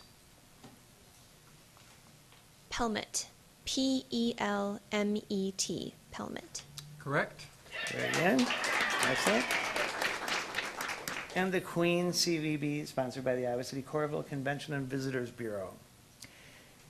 Grimalkin, a domestic cat. The grimalkin slept lazily by the fire. Grimalkin. With all the cat lovers in this group.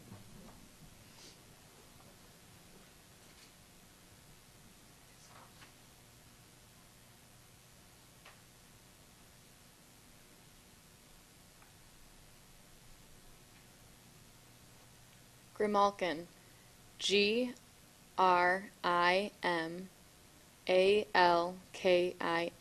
Grimalkin. Correct. Oh, good. Spellbound, sponsored by Phelan Tucker, Mullen Walker, Gelman Tucker, Tucker Gelman. Milk toast, a timid, meek, or unassertive person. Dr. Joseph is a rather scholarly fellow, some might even say a milk toast, who would prefer a hot cup of Earl Grey tea over that of a shot of Scotch whiskey. Milk toast.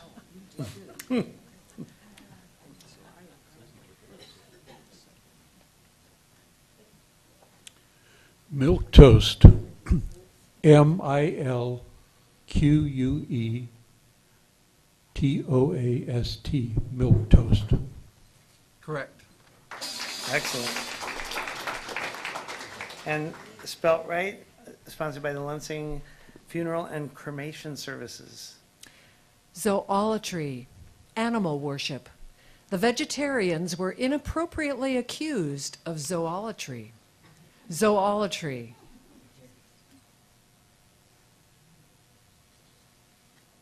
Zoolatry. ZOOLOTRY. Zoolatry.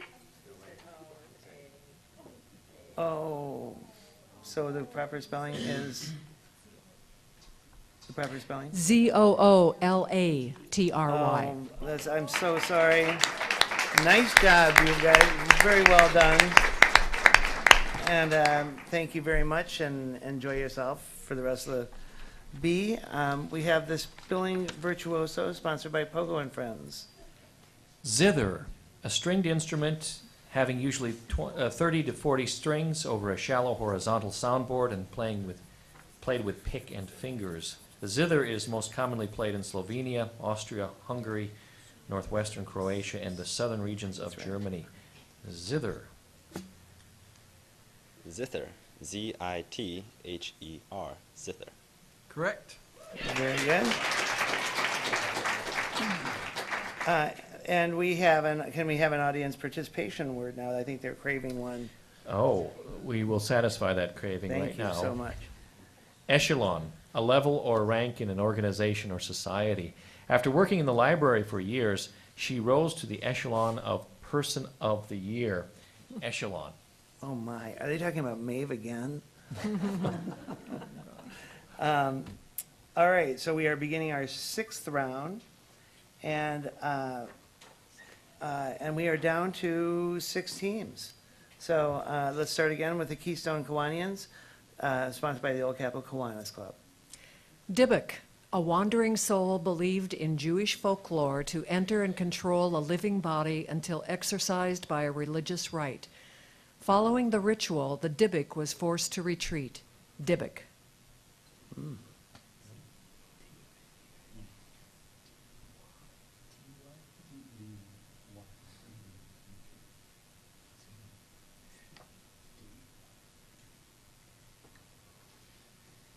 Dybbuk. D-Y-B-B-U-K. Dybbuk. Correct. Very good. Take your time, Bernie. All right, we have the Kirkwood Killer Bees, sponsored by Kirkwood Community College.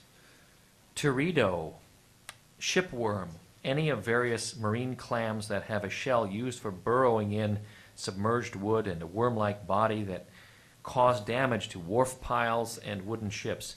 A teredo infestation can make short work of an unprotected ship's hull. Teredo. Teredo. T-E-R-E-D-O. Teredo. Correct. That's so good. I was so worried they were talking about Doritos, and I was thinking, oh no. Anyway, we have the Press Citizen Spellers, sponsored by the Iowa City Press Citizen. Veneeraman, a member of a veneer, an entire panel from which a jury is drawn. The letter said he was chosen as a veneeraman for the trial. Veneeraman. Veneeraman. V-E-N-I-R-E-M-E-N. Veneeraman. Correct. Great. Now, Shelley or Todd, have you ever used that word? Every day. I'm happy now to know how to pronounce it. That's good. All right. So we're doing the public good. All right. The Queen's CVB, sponsored by the Iowa City Coralville Convention and Visitors Bureau. Escheat, the reversion of property to the state when there are no legal heirs. If the childless bachelor does not have a will, his property is at risk for escheat. Here often also said escheat. Escheat. E-S-C-H-E-A-T. Escheat. Correct. Excellent. Thank you, May. And did they pronounce it right? Yes. Okay, good. And how about another audience word here? Proboscidean. Any of an order of large mammals comprising the elephants and extinct related forms. The highlight of the summer reading program for many children was a visit from the Natural History Museum staff who displayed a partial proboscidean skeleton. Proboscidean. Glad you got that one, Why don't you Joey. get some hard ones for the audience? Okay. Are we ready for Spellbound, sponsored by Phelan Tucker Mullen Walker? Tucker Gelman. Sorry. Insouciance, lack of care or concern, a light-hearted attitude. His insouciance made everyone feel better. Insouciance. Thank you. Insouciance, I-N-S-O-U-C-I-A-N-C-E, insouciance. Correct. Excellent. And the Spelling Virtuosos, sponsored by Pogo and Friends.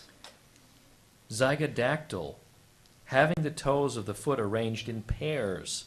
Notice the zygodactyl toe arrangement of the woodpecker foot. Zygodactyl.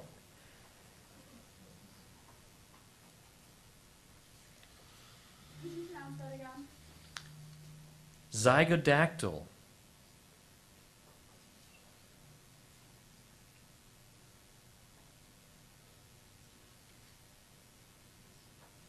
Zygodactyl. Z-Y-G-O-D-A-C-T-Y-L. Zygodactyl. Correct. Thank you. Wow, impressive. All right, can we have our next to the last audience participation word? Please. That would be vichyssoise. That's not yours. Yeah, no. No, vichyssoise, a soup made of pureed leeks, potatoes, cream, and chicken stock, often served cold. The spelling bee team enjoyed a post-bee dinner to celebrate their win and started the meal with vichyssoise. Vichyssoise. All right, so we are ready for the seventh round. The beginning of the seventh round, we are down to, well, we're still at 6 teams, aren't we? Yeah. And let's start again with the Keystone Kiwanians, sponsored by the Iowa City Old Kiwanis Club. Sphagnous, of relating to or abounding in sphagnum. He deduced that the moss was of a sphagnous variety. The more you say it, the worse it gets. Sphagnous. Boris, is that what your hair is made out of? Is it sphagnous? No. Sphagnous. S-P-H-A-G-N-O-U-S. Sphagnous. Correct. Thank you. Wow, that's good. Let me clarify that actually Boris and I have the same hair if mine were longer than that. And I'm not going to show you any pictures of that. Okay, we have Kirkwood Killer Bees, Kirkwood Community College. Cicerone, a guide who conducts sightseers. Patricia worked as a cicerone during the summer months. Cicerone. Cicerone. C-I-C-E-R-O-N-E. Cicerone. Correct. Excellent. All right. And we have Press Citizen Speller, sponsored by the Iowa City Press Citizen. Cappelletti, pasta in the form of little peaked hats filled with a savory mixture. The daily special at the Italian cafe was cappelletti in marinara sauce. Cappelletti. Cappelletti. C-A-P-P-E-L-L-E-T-T. E-L-L-E-T-T-I, Capoletti. Correct. Excellent, excellent. Very good. The Queen CVB, sponsored by the Iowa City Coralville Convention and Visitors Bureau. Stunsail, a light sail set at the side of a principal square sail of a ship in free winds. Set the stunsails, the captain said. We'll catch that Frenchman yet. Arg! That should be the audience participation. Not very One more convincing. pronunciation. Stunsail. Shivery That's so wrapped shivers. up, I'm sorry. Stunsail. S-T-U-N-S-A-I-L. Stunsail. Correct. Wow. Amazing. And Spellbound, are we with you again? Sponsored by Phelan, Tucker, Mullen, Walker, Tucker, Gelman. Seneschal, an agent or steward in charge of a lord's estate in feudal times. The seneschal collects the rent on the first of the month. Seneschal.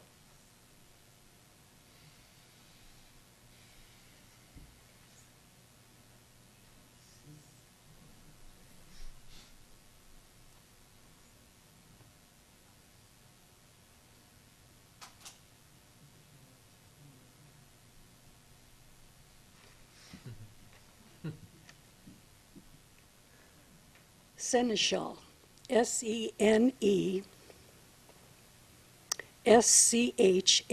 Seneschal. Correct. Wow, Emily.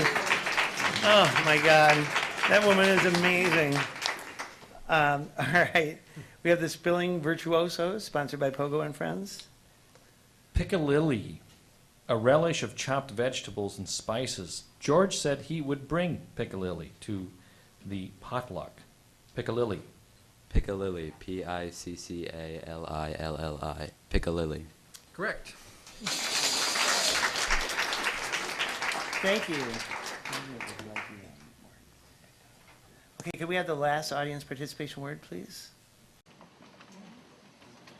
Synesthesia, a concomitant sensation, especially a subjective sensation or image of a sense, as of color, other than the one as of sound being stimulated.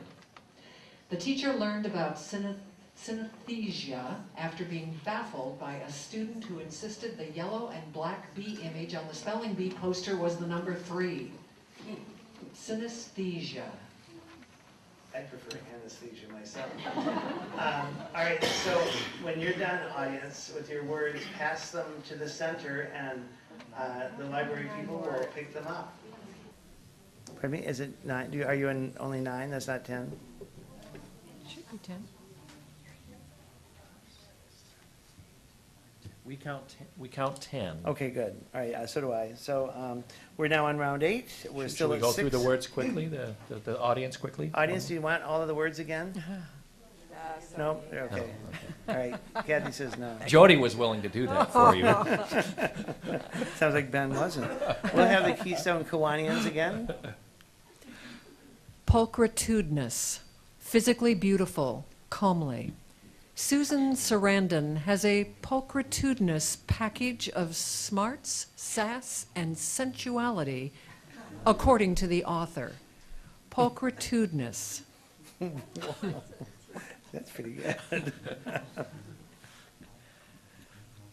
I've always admired her pulchritude.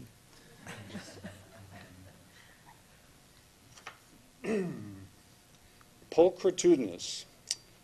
Pulchritudinous. Pulchritudinous.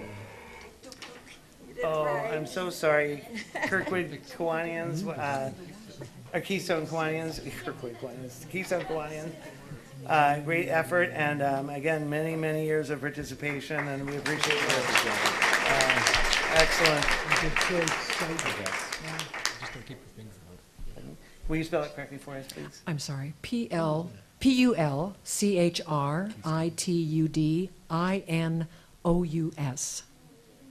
It's always just one letter, right? Okay, so we're going to start round 8. with all the audience participation words done, and we'll start out with the Kirkwood Killer Bees. Rhinitis, inflammation of the mucous membrane of the nose. His rhinitis was so bad, he was going through a box or more of Kleenex every day. Rhinitis. Rhinitis. R-H-I-N-I-T-I-S. Rhinitis. Correct. Excellent. And the Press Citizen Speller, sponsored by the Iowa City Press Citizen.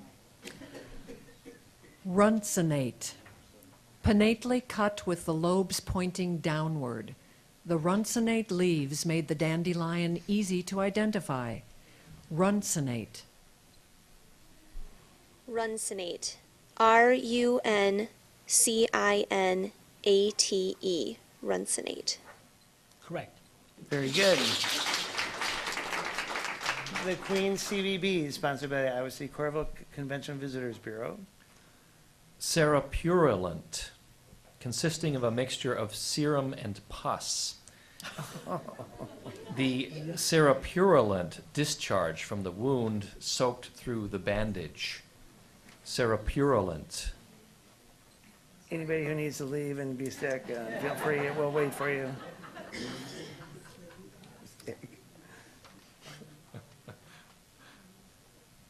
Can't believe they don't know this. Time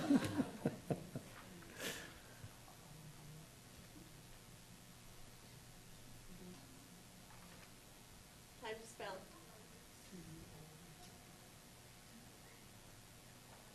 Serapurulent. S-E-R-O.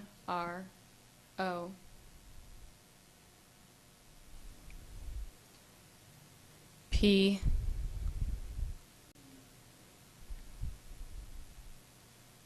U. R-U-L-E-N-T. Serapurulent. Correct. Wow. Whoa. Was that not impressive? Woo. It's amazing.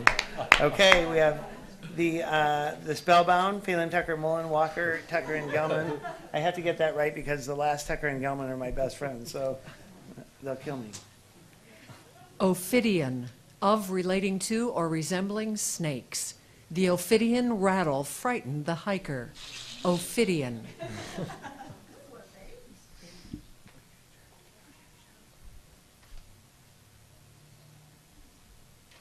Ophidian. O-P-H-I-D-I-A-N. Ophidian. Correct. Excellent. And the Spilling Virtuosos, sponsored by Pogo and Friends. Pisceus, of relating to or resembling pitch, especially. Glossy brownish black in color. The insect was identified by its Pisceus abdomen. Pisceus. So amber would be Pisceus, petrified Pisceus. Pisceus. P-I-C-E-O-U-S. Pisceus. Correct.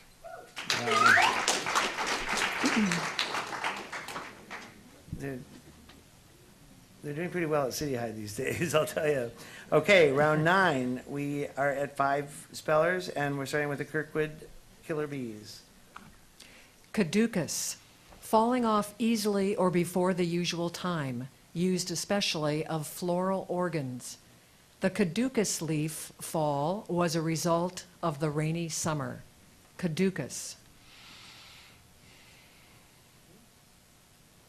Caducus. C-A-D-U-C-O-U-S. Caducus. Correct. Very good. All right, Press Citizen spellers, Iowa City Press Citizen.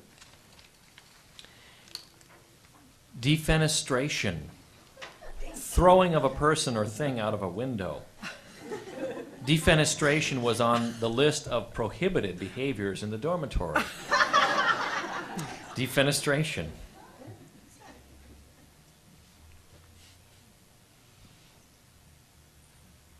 There's no need to defenestrate the host. Defenestration. D-E-F-E-N-E-S-T-R-A-T-I-O-N.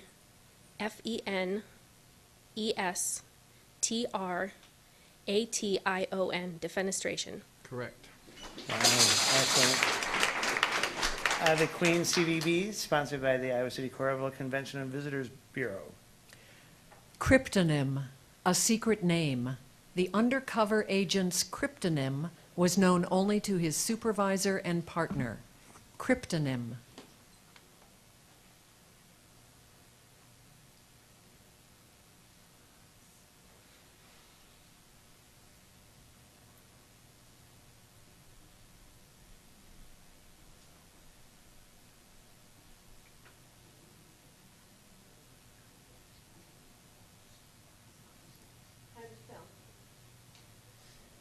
Cryptonym. CRYPTONYM. Cryptonym. Correct. Excellent, wow. So Superman had, Clark Kent was his kryptonite, is that, and That was Wrong story. kryptonite. okay, Wrong got it. comic book. Got it, okay, all right. And is it Spellbound again with Phelan Tucker, Mullen, Walker, Tucker, Gelman? Pusillanimous, lacking courage and resolution, marked by contemptible timidity. His decision to abstain rather than vote was a pusillanimous response to the debate. Pusillanimous. Pusillanimous, Pusillanimous.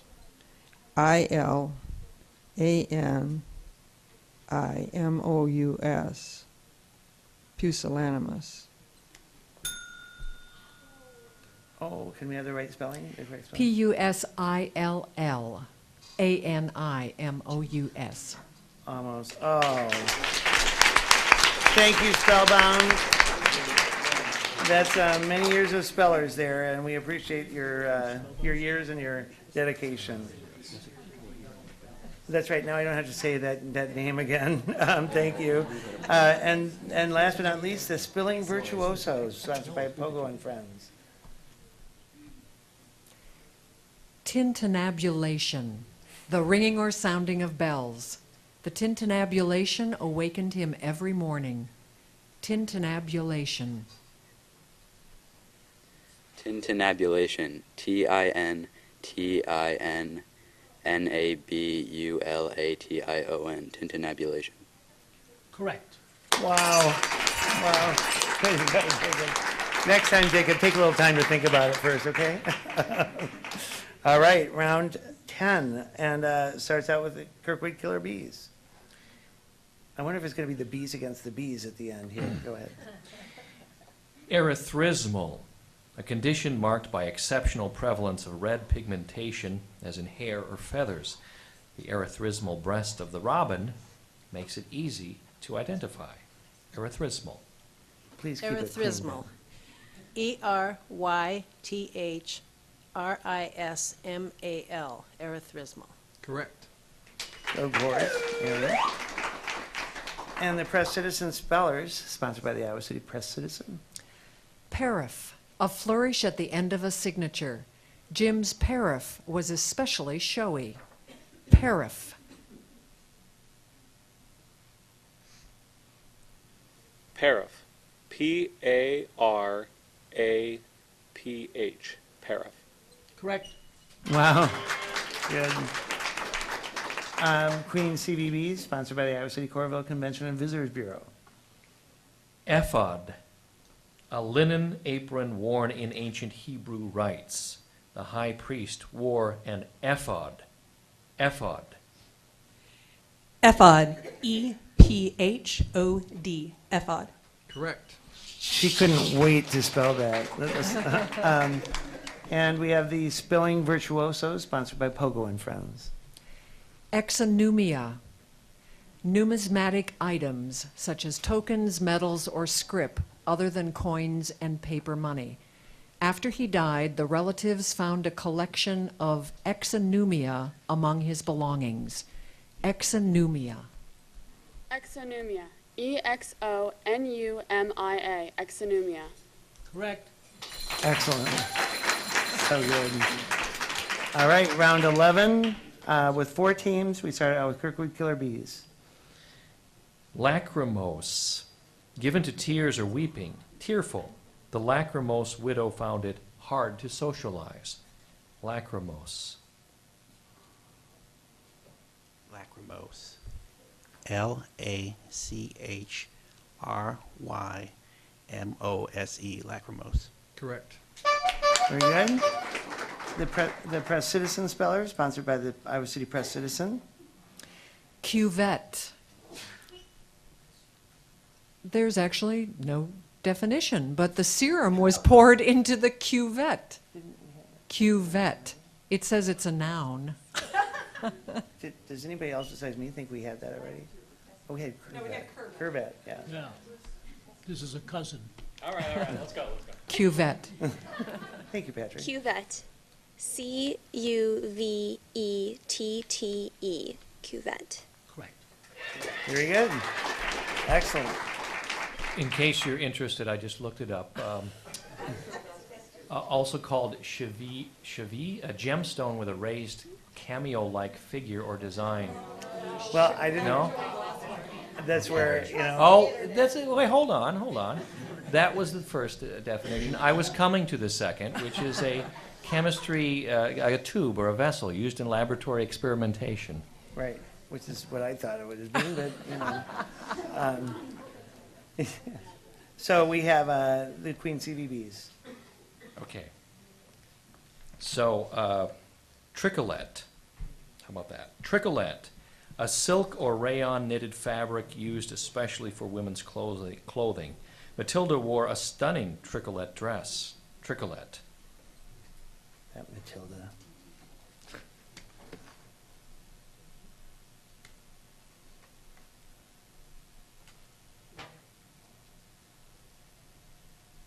Tricolette. Tricolette.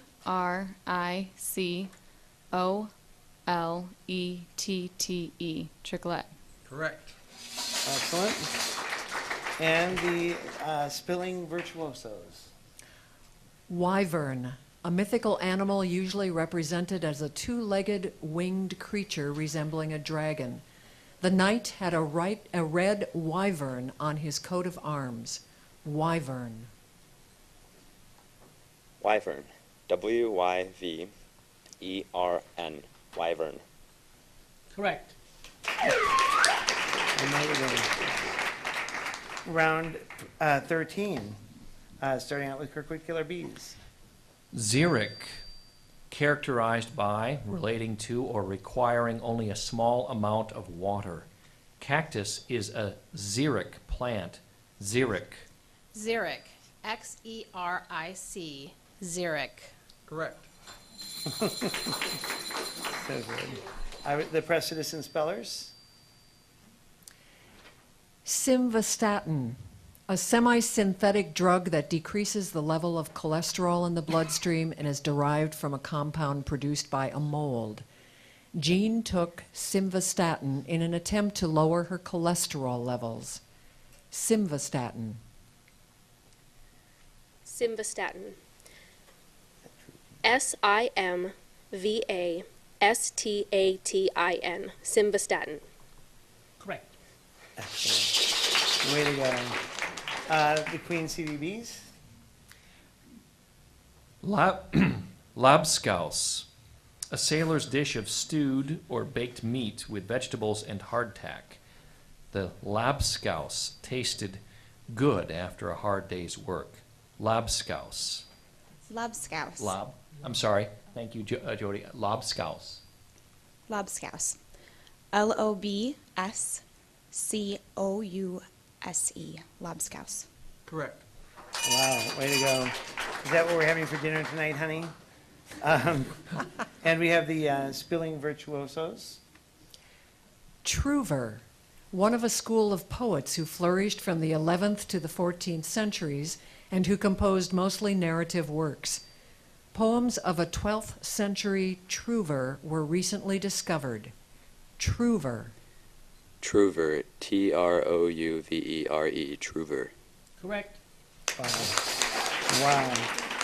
So amazing. I guess this is round 13, I'm sorry. And we'll start with Kirkwood Killer Bees. Fasciitis, inflammation of a fascia because of injury. Martha's fasciitis was extremely painful. Fasciitis. Fasciitis. F-A-S-C-I-I-T-I-S. Fasciitis. Correct. Pretty impressive. The press citizen spellers? Uncial, a handwriting used in Greek and Latin manuscripts of the 4th to 8th centuries AD. The manuscript was written in Uncial. Uncial. Uncial. U-N-C-I-A-L. Uncial. Correct. Wow. The Queen CBBs. Sortilege, divination by lots, sorcery. The cult engaged in sortilege. Sortilege. Sortilege. S-O-R-T-I-L-E-G-E. Sortilege. Correct. What took you so long, Jennifer? And the spilling virtuosos? Raceme, a simple inflorescence in which the flowers are borne on short stalks of about equal length at equal distances along an elongated axis. The flowers were arranged in a raceme. Raceme. Raceme. R-A-C-E-M-E. Raceme. Correct. Yeah. Amazing. Okay, round 14, 4 teams. Kirkwood Killer Bees. Magilp, a gelatinous preparation commonly of linseed oil and mastic varnish that is used by artists as a vehicle for oil colors. The painter noticed that he had run out of Magilp. Magilp. McGilp. M-E-G-I-L-P. McGilp. Correct. Amazing. The press citizen spellers. Ultimogeniture, a system of inheritance by which the youngest child succeeds to the estate. Rodney, the youngest child of the family, inherited the estate based on ultimogeniture.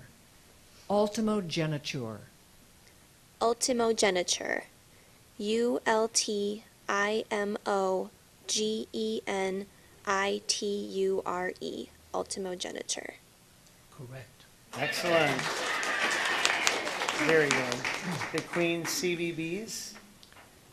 Teratogenesis, production of developmental malformations. The child's physical handicaps were related to teratogenesis. Sorry, I stumbled there. I'll say it once again. Teratogenesis.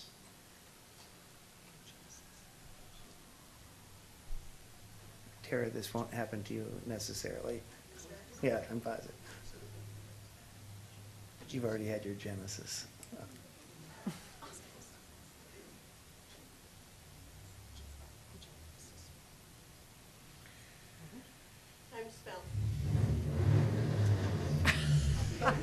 Teratogenesis. T-E-R-A-T-O-G-E-N-E-S-I-S. Teratogenesis. Your pronunciation scared me, but that's exactly right. Good. All right. And nice sound effect out there, Maeve, with that car. You know, yeah, that was very good. All right, we have the thank you, the spilling virtuoso. Gesnuriad, any of a family of tropical or subtropical herbs. The African violet is a gesnuriad. Or gesnuriad. Gesnuriad. Gesnuriad. G-E-S-N-E-R-I-A-D. Gesnuriad. Correct. Amazing, amazing, amazing. Round 15, the Kirkwood Killer Bees. Shawm, an early double reed woodwind instrument. The shawm was almost as effective as the Highland pipes in striking fear in the enemy on the battlefield. Shawm. Shawm. S-H-A-W-M. Shawm. Correct. Yeah, like everybody knows that. The press citizen spellers. Sororit, the marriage of one man to two or more sisters, usually successively, and after the first wife has been found to be barren or after her death. Ronald's second marriage was sororit. Sororit. Sororit. S-O-R-O-R-A-T-E. Sororit. Correct. Wow. Isn't that a reality show right now on the Bravo? Okay, the Queen CVBs. Pleonasm. The use of more words than necessary to denote mere sense, redundancy. An example of pleonasm is the man, he said. Pleonasm. What? Did you get that? You said it. Pleonasm. Pleonasm. Pleonasm. Correct. Great. Excellent. And the spilling virtuosos.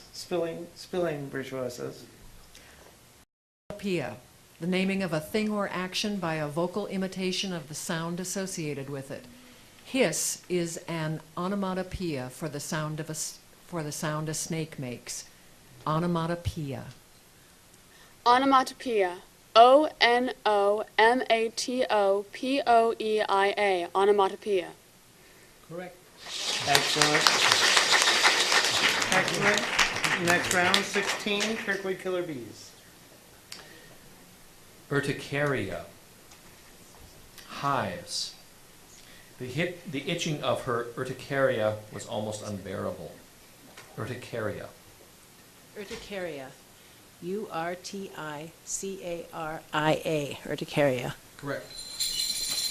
Thank you. And the press citizen spellers. Vaticination, prediction, the act of prophesying. On January 1st, there is a lot of vaticination. Vaticination.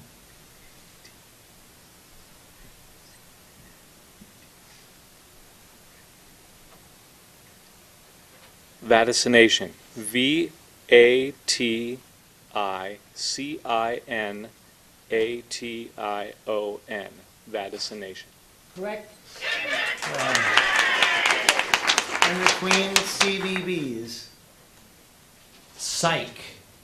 A small stream, especially one that dries up in summer. The Syke ran through their property. Syke. Psych. S-I-K-E. Psych. Correct. Very good. Jennifer, she can't wait to spell that word. And we have now, do your bees live in urticaria? Or is it, wrong kind of hive, never mind. It's the spilling virtuosos. Ontogeny, the development or course of development, especially of an individual organism. Ontogeny recapitulates phylogeny, is a favorite saying of embryologists. Ontogeny. Ontogeny. O-N-T-O-G-E-N-Y. Ontogeny. Correct. Very good. That would make a great bumper sticker. All right, round 17, Kirkwood Killer Bees. Rui. A peppery garlic sauce. A rui was spread on the meat. Rui. Rui. R-O-U-I-L-L-E. Rui. Correct. Well, the press citizen spellers. Ankh, a cross having a loop for its upper vertical arm and serving especially in ancient Egypt as an emblem of life. The Ankh is the Egyptian hieroglyph for eternal life. Ankh. Ankh. A-N-K-H. Ankh. Correct. Very good. The Queen CVBs. Digerati. Persons well versed in computer use and technology. Jim and Tom are the digerati in our company. Digerati.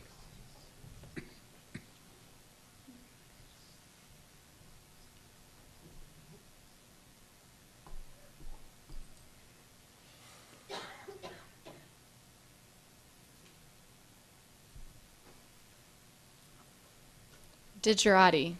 D-I-G-E-R-A-T-I. Digerati. Correct. Very good. And the spilling virtuosos. Amphioxus. Lancelet, a small translucent marine primitive chordate animals that are fish-like in appearance, from the Greek for both ends pointed. Amphioxus may be extremely common in shallow, sandy environments. Amphioxus. Amphioxus. Amphious. Amphioxus. Stop. Did I say stop? Yes, I said stop at 60 seconds for a repeat. Pardon?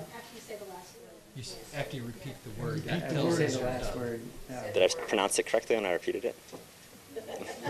Pronounce it as well as anyone in the room could pronounce it. I'm sorry. Good try. You're impressive. You're impressive. Thank you very much.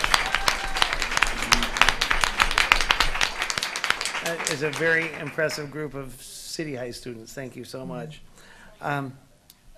We are, Correct spelling is Amphioxus. very good. All right, so we're starting round 18 and we're down to 3, so it's getting very tight here. Start with Kirkwood Killer Bees. Eidetic, marked by or involving extraordinarily accurate and vivid recall, especially of visual images. Sarah had an eidetic memory. Eidetic. Eidetic. E-I-D-E-T-I-C. Eidetic. Correct. Thank you. And the press citizen spellers. Quadrilla, the team assisting the matador in the bull ring. The position of quadrilla could be as dangerous as that of the matador if the bull turns on them. Quadrilla. Quadrilla. C-U-A-D-R-I-L-L-A. Quadrilla. Correct.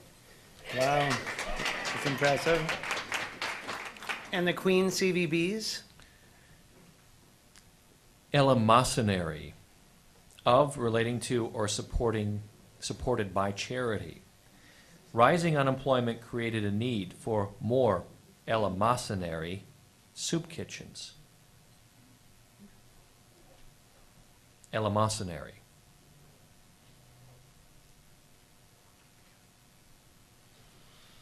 Eleemosynary. E-L-E-E-M-O-S-Y-N-A-R-Y. Eleemosynary. Correct. Wow, yeah, absolutely. Round 19, Kirkwood Killer Bees. Argosy, a large merchant ship. Pirates attacked the Argosy, seizing control of the ship. Argosy. Argosy. A-R-G-O-S-Y. Argosy. Correct. Thank you. And the press citizen spellers? Bulgur, parched cracked wheat. Bulgur has a delicious, mildly nutty flavor. Bulgur. Bulgur. B-U-L-G-U-R. Bulgur. Correct. Thank you. Very good. The Queen CVBs. Crestomathy, a selection of passages used to help learn a language. In computer programming, a program crestomathy is a collection of similar programs written in various programming languages for the purpose of demonstrating differences in syntax, semantics, and idioms for each language. Crestomathy. Crestometry. Crestometry. C-H-R-E-S-T-O-M-A-T-H-Y.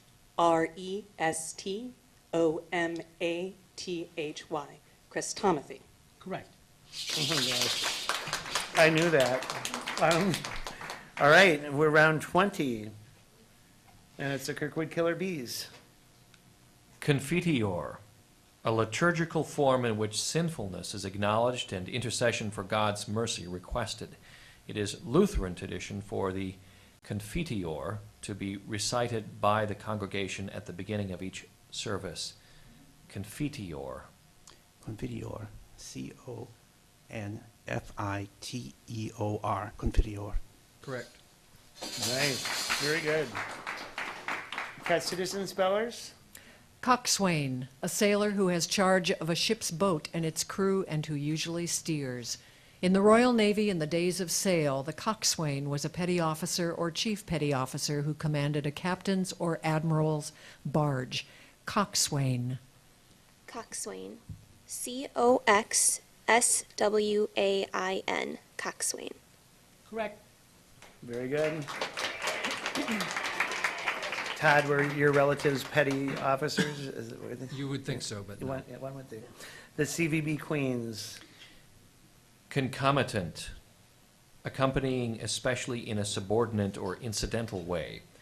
Grinding poverty concomitant with fabulous wealth is a cause for continuing concern among many people. Concomitant.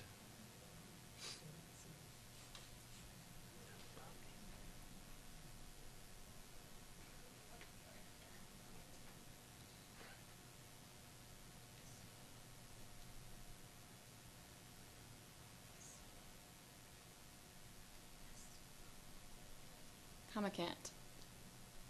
CONCOMITANT.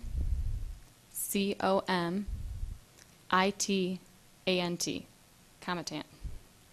It sounded like an N in the middle to me, and I'm going to say that's incorrect unless my fellow C-O-N-C-O-M? Okay, I wasn't sure. That's I correct. couldn't pronounce it, but Okay. I think I spelled it right. Okay, correct. All right. Very good, very good. Yep. Good. Round 21, the Kirkwood Killer Bees. Connubial, of or relating to the married state. Oftentimes, a non-married romantic relationship can still appear to be quite connubial. Connubial. I'm sorry. It's okay. Connubial. Connubial. Connubial. Connubial. Correct. Whoa, Mitzi, way to go. All right, we have the press citizen spellers. Exicate, to remove moisture from or to dry. The dry winter air has a tendency to exicate skin. Exicate. Exicate. EXSICCATE. Exicate. Correct. Oh, gosh. Isn't it amazing?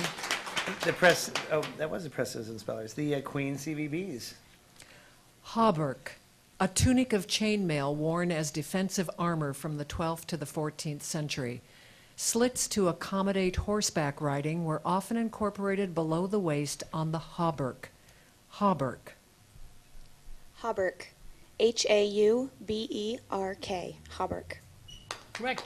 Good job. And so we have, we're at round 22 with the Kirkwood Killer Bees. Okay. The next word is burin, an engraver's steel cutting tool having the blade ground obliquely to a sharp point, or a prehistoric flint tool with a beveled point. The design was engraved onto sheets of polished copper coated with wax using a burin. Burin. Burin. B-U-R-I-N. Burin. Correct. I actually did know that one. The Iowa City spellers. Boreen, a narrow country lane. I like nothing better than to walk down an Irish boreen in springtime. Boreen. Boreen. B-O-R-E-E-N. Boreen. Correct. Very good. And the Queen CVBs.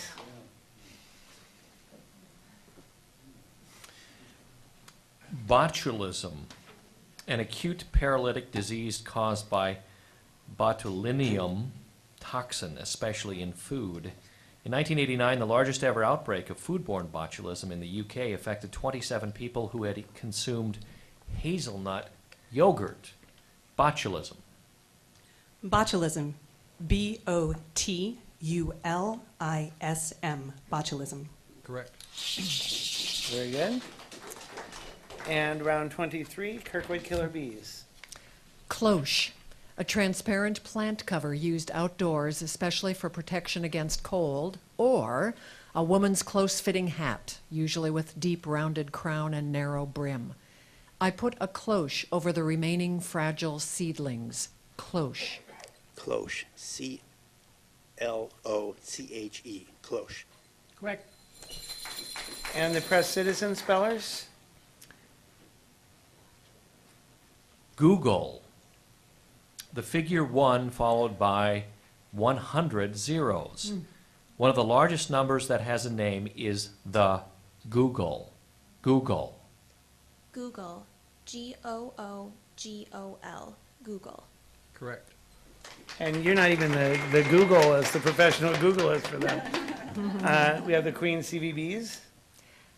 Gambol, to frolic or skip about in play. We watched the children gambol on the playground. Gambol.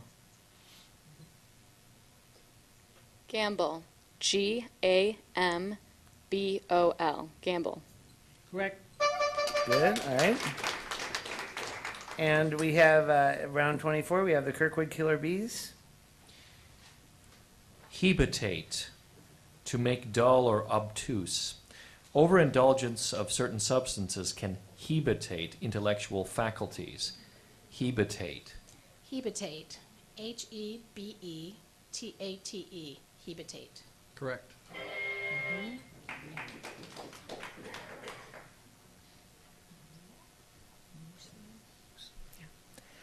Mousseline. A fine sheer fabric that resembles muslin, a sauce to which whipped cream or beaten egg whites have been added. This fashion designer's favorite material is mousseline. Mousseline. Mousseline. M-O-U-S-S-E-L-I-N-E. Mousseline. Correct. Nice. Very good. And the Queen's CVBs? Knitted. Bright. Lustrous. The knitted night sky in Montana provides so much light, it is almost possible to see without an additional light source. Knitted. Knitted. N-I-T-I-D. Knitted. Correct. Wow. Okay, we're going to do round 25, which is as far as we've ever gone in a spelling bee here. And after that, we'll do the announce the audience participation words, winners. So go ahead, Kirkwood Killer Bees. Peregrinate. To travel, especially on foot. Every year, pilgrims peregrinate to the holy site. Peregrinate. Peregrinate. P-E-R-E-G-R-I-N-A-T-E. Peregrinate. Correct. Great. And the press citizen spellers.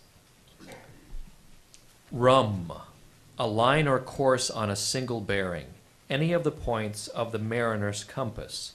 In navigation, a rum line, or loxodrome, is a line crossing all meridians of longitude at the same angle.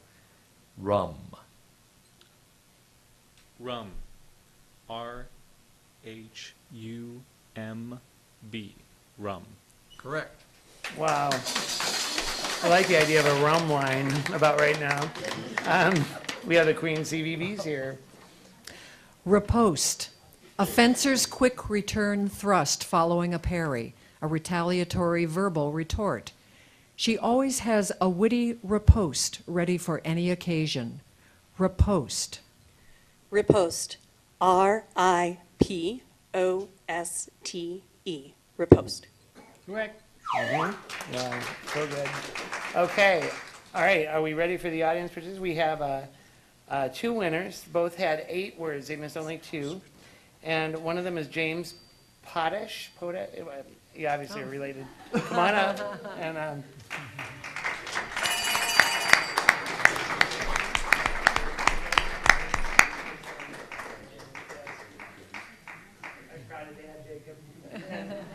the other is Wayne Patton.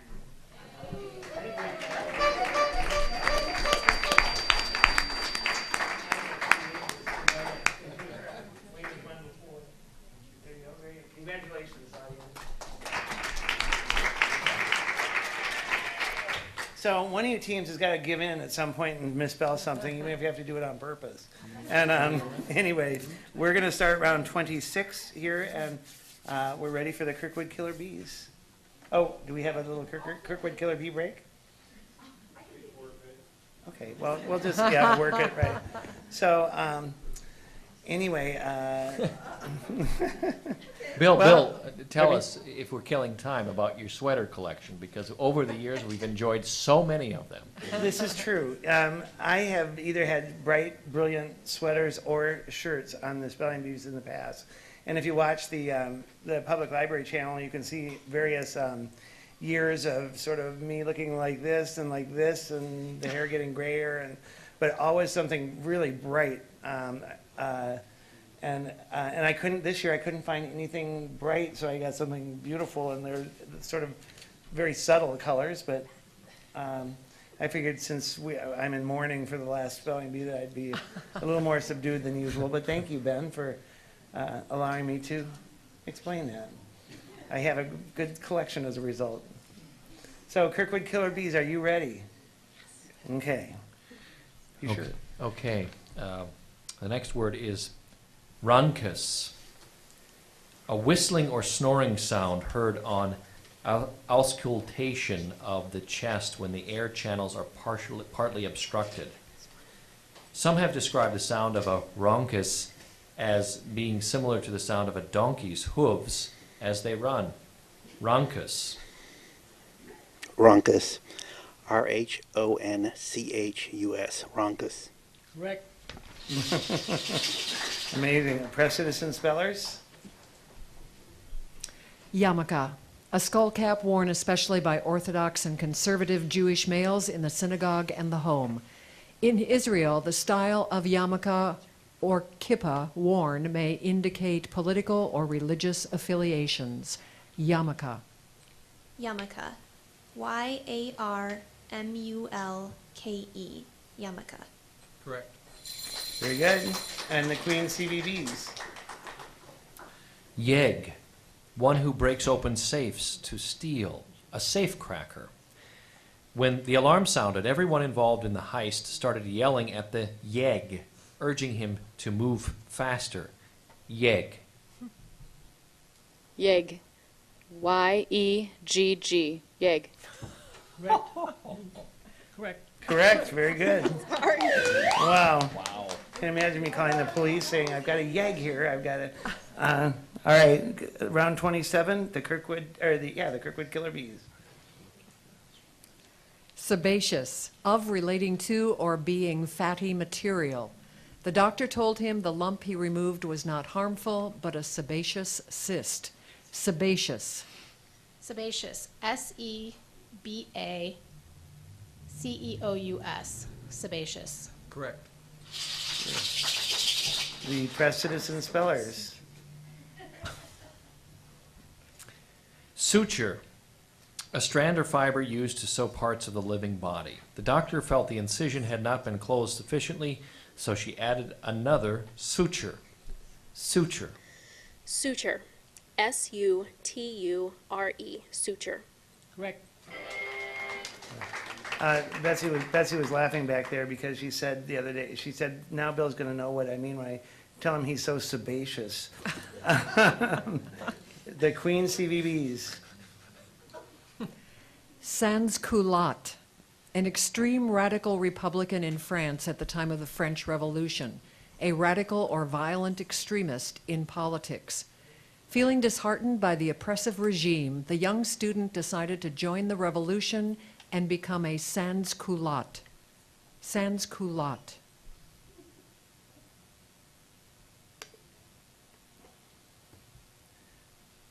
It doesn't mean without those shorts that look like a skirt. Is that? Yeah. It does mean with no pants. Yeah, right.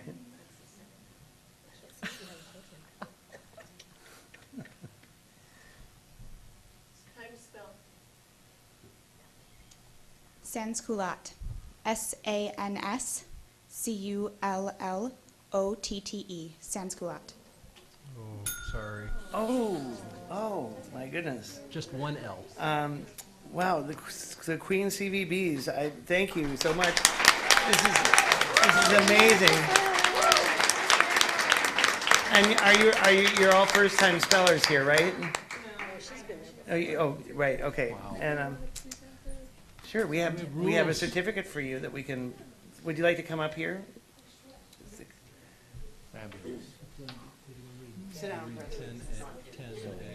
Sit down and I'll talk then. Yeah, let him talk. Well, the judge sort of did. He said it was too 1L. But I don't know if everyone heard that. Nobody's asking, it's fine.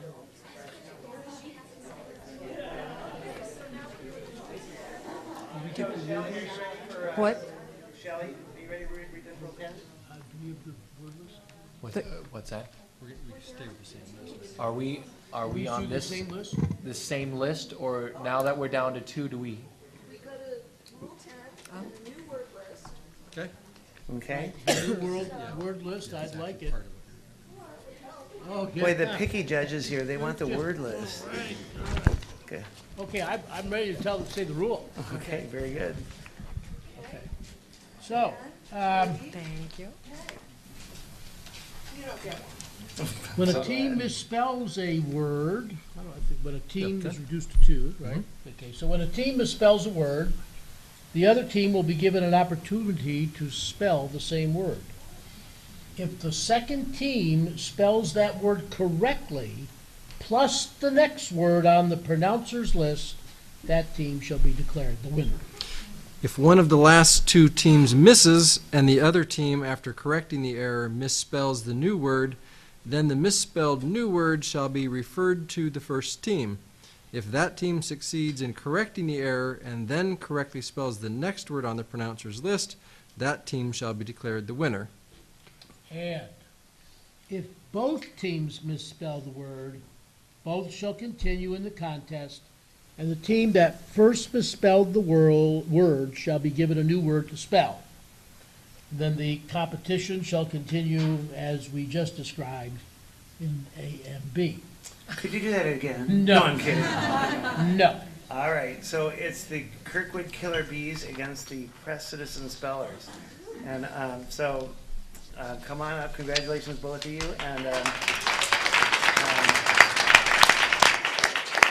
And this is where it gets good. So Kirkwood Killer Bees is first. Okay. The word, first word in the final round of the final spelling bee. Dun, dun, dun. Yes, that's right. Malfeasance, wrongdoing or misconduct, especially by a public official. The city council member's malfeasance justified his removal from office. Malfeasance.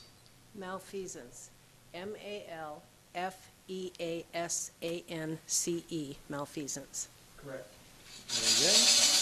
Okay, it goes to the Press Citizen Spellers. Peloton, main body of riders in a bicycle race.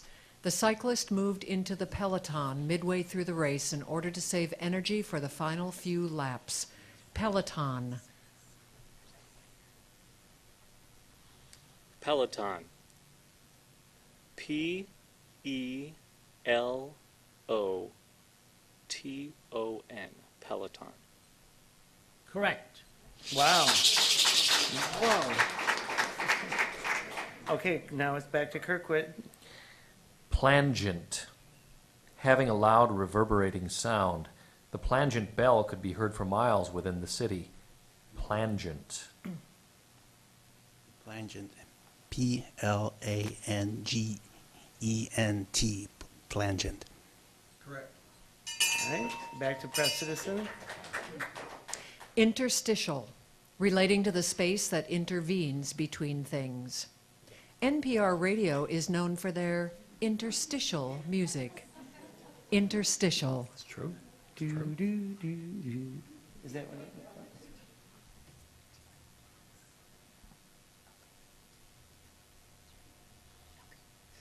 Interstitial. INTERSTITIAL. Interstitial. Correct. Very good. Kirkwood? Stevedore, one who works at or is responsible for loading and unloading ships in a port. In the United States, a stevedore is more commonly known as a longshoreman. Stevedore. Stevedore. S-T-E-V-E-D-O-R-E. Stevedore. Correct. Very good. Press citizen. Eructation, an act or instance of belching. Seldom do eructation and flatulence individually indicate a disease. Eructation.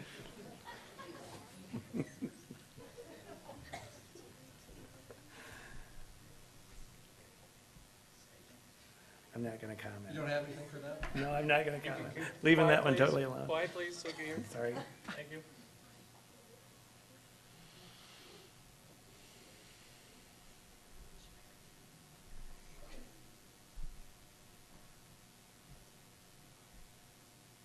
How do you spell? Eructation. E-R-U-C-T-A-T-I-O-N. Eructation. Correct. Very good. Wow. Wow. Okay, Kirkwood. Melisma, a group of notes or tones sung on one syllable in plain song. Or two, the second definition, a melodic embellishment. Melisma was first interpreted by Muslim religious chants and later transported to the Hindus. Melisma.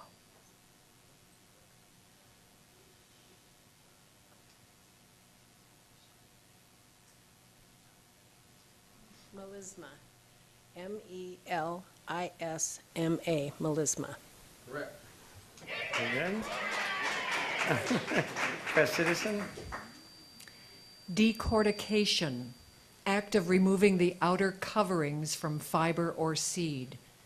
Decortication is part of the process of milling wheat into flour. Decortication.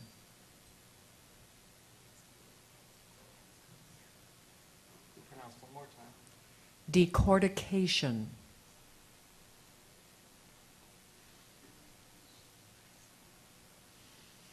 Decortication.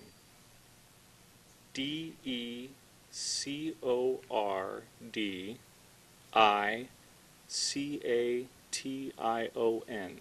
Decortication. I'm sorry, that's not correct. Okay, so now the Kirkwood Killer Correct. Bees gets a chance to spell the same word.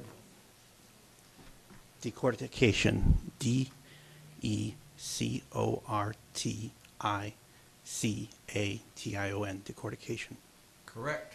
All right, now the Kirkwood Killer Bees gets the chance to spell one more word, and if that's spelled correctly, they've won. If it's not, then we go back into play. The next word is isinglass. A whitish gelatin prepared from the air bladders of fishes and used in jellies and glue. Isinglass is a form of collagen used mainly for the clarification of wine and beer. Isinglass. Isinglass. I-S-I-N-G-L-A-S-S. Isinglass. Correct. We have a winner for the final 2012 final spelling bee. The most impressive spelling bee we've ever had, and congratulations to both teams. And you guys were awesome, Press Citizen. Yeah. Thank you.